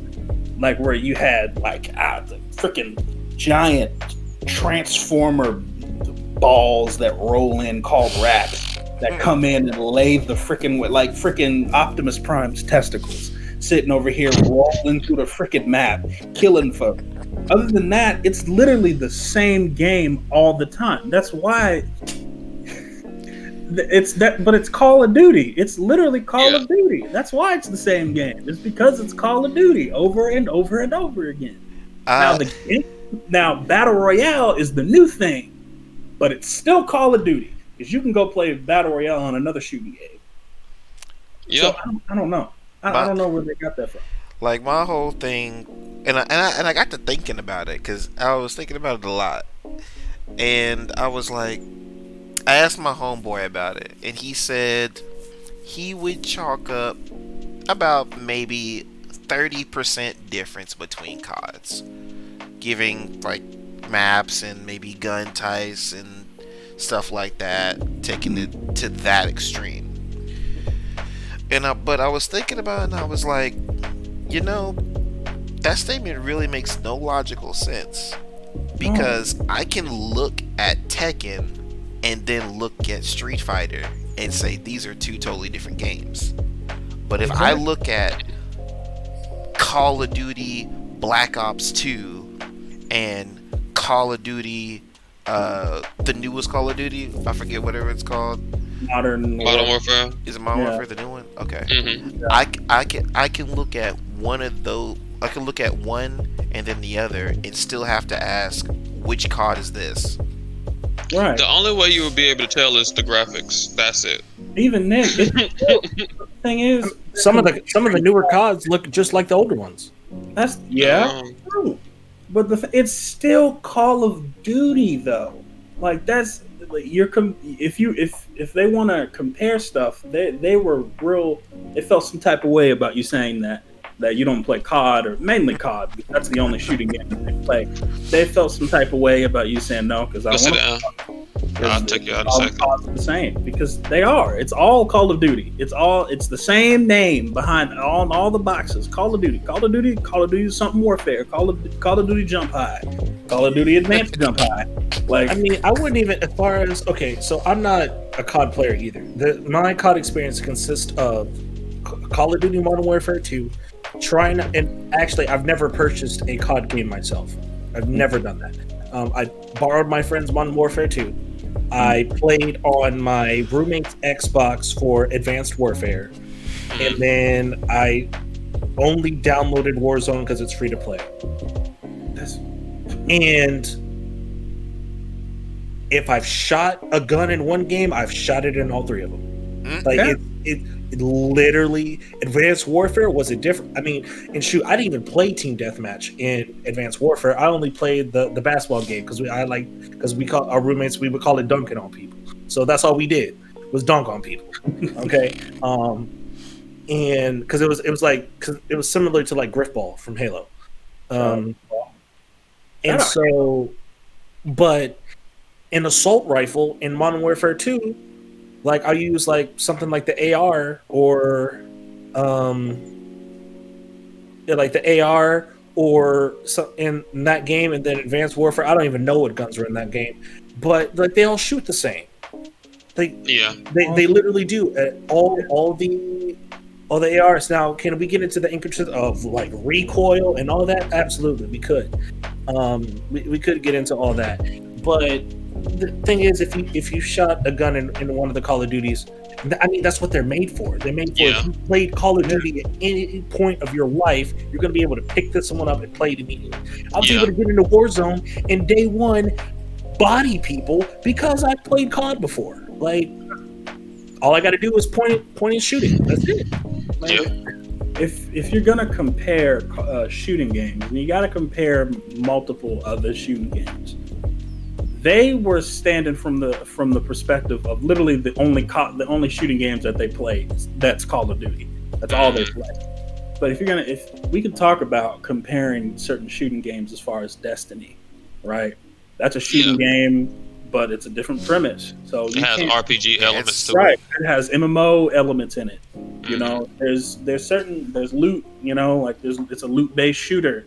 You know, there's raids. Like if you compare that and Call of Duty, that's where you can have a conversation on how shooting games aren't the same. But if you're going to do that, then you got to look at it also from the light for fighting games and say that, well, Grand Blue isn't the same as Skullgirls. Ah, They're both fighting games. Yeah. there's so many differences in just There's those so two. many Mhm. Even if you go from the shooting games versus fighting games in the difference category, freaking shooting games you're still losing. Like Right. there's so much that you have to do different. There's so many different things. Arena fighters are so much different than Street Fighter. Bro, Like they aren't the same. But you know, like them saying that, well, fighters are the same. Well, that was dumb. That was I feel like that statement comes from reducing a subject to its most basic form. Like, Yeah. I could say all shooting games, regardless if it's Destiny or Call of Duty, is the same. Because I can tell you, I can tell you what every single shooting game comes down to. You ready? shoot. Click the head. Yeah. That's it. Click the That head. is true. Fighting games, what it all comes down to, beat that nigga ass. Yep. So if we want to reduce things to their literal most derived form, yes, like they're all the same. do you I like press that. that If we button when the health goes down? But if we look at it with any sort of detail, that statement is freaking dumb. There are differences. Like, that claim is baseless Facts. on any front. So yeah, that's all I'm going to say on that. Like Battlefield isn't the same as Division. it's not. It's not. Yeah. It's not. There's differences in both. Now, can you say that there's more variety in all of and collectively as shooter games than in fighting games? I'm gonna have to say shooters because they've taken more risks to change the entire premise of just team deathmatch, search and destroy. You know, like Division was its way to take from the standard shooter based aspect of Call of Duty and put MMO aspects into it. Now, Also, RTS strategies. yeah, but I mean, I don't know a fighting game that's changed that much as far as beating the person in front of you, right? I don't know how you do that because I don't know if it'd be a fighting game anymore. Facts. It'll be an RPG essentially. Yeah, It'd be an RPG or a character action game or a beat 'em up. I mean, Right. we have different types of fighting games, but we usually call them different things. yeah, it's different. It's different thing. It's a different. It's Now they have different. modes for that, like Tekken Force. Mhm. Yeah. Oh my Tekken god. Force But Adventure. Tekken Force is a but what would we call Tekken Force? It's a beat 'em up. Yeah, but that's part. It's in Tekken. Like that's one of Right. its side things. Yeah, but we're talking about like the aspect of the game itself and the main like premise of it. Tekken Force fair. Yeah. Force is just a small portion of what the rest of the game is. It doesn't revolve its stuff around Tekken Force. Like Destiny, if it doesn't revolve its entire game around the PvP aspect. That's know, fair. So, well, yeah, it would actually be a beat 'em up. Tekken Force. That's what Tekken Force Yeah, is. it's beat 'em up. That's what we would call it. Yeah. It's 100% a beat 'em up. No, I didn't. Never said, hey, it's a beat 'em up. All right. Well, we have clocked in a little over a couple of hours on this one. So Plenty of content. yeah, plenty for this one. I'm gonna put some. Mhm. I'm gonna put some timestamps on this one to kind of highlight the topics and the spots here, so y'all don't have to struggle to get through this mug. But hey, thank you guys for watching, and if you didn't watch, you better watch. We'll find you. I will find you. I will kill you. I don't know who you are. I don't know what you want. But what I do have is a set of fighting game skills. Why do I feel like this needs to be an outro? It could be. Yeah, I think I just got an idea. Well, all right. If Like. you don't like the video, I will find you. And I will kill you. Well, you heard that. Like, comment, I want subscribe. the like it, Like it please. up. Like it up. I'm in the basement. Like. If you don't like, I won't leave. If you have any topics that are broad enough for us to tackle on here, send it our way, and we'll see about hitting it up. Yeah, no, don't be no bitch, dog. Get us in the motherfucking comments, motherfucker. Yeah, I can go ahead and give you a little heads up. Our next topic, we're gonna be talking about Avatar: The Last My Airbender, favorite show of all time. one of the greatest cartoons ever. Woo! I may or may not be binge watching this later. Yep. Which means you'll have a fresh perspective. Oh yeah, we're going all in. We're going Last Airbender. We may talk about the movie that must not be named. Ooh. We're going to be talking about Legend of Korra. So please come back. We're going to have some more for you. All right. So if all that's being said, Bye. all right, peace out, Notice.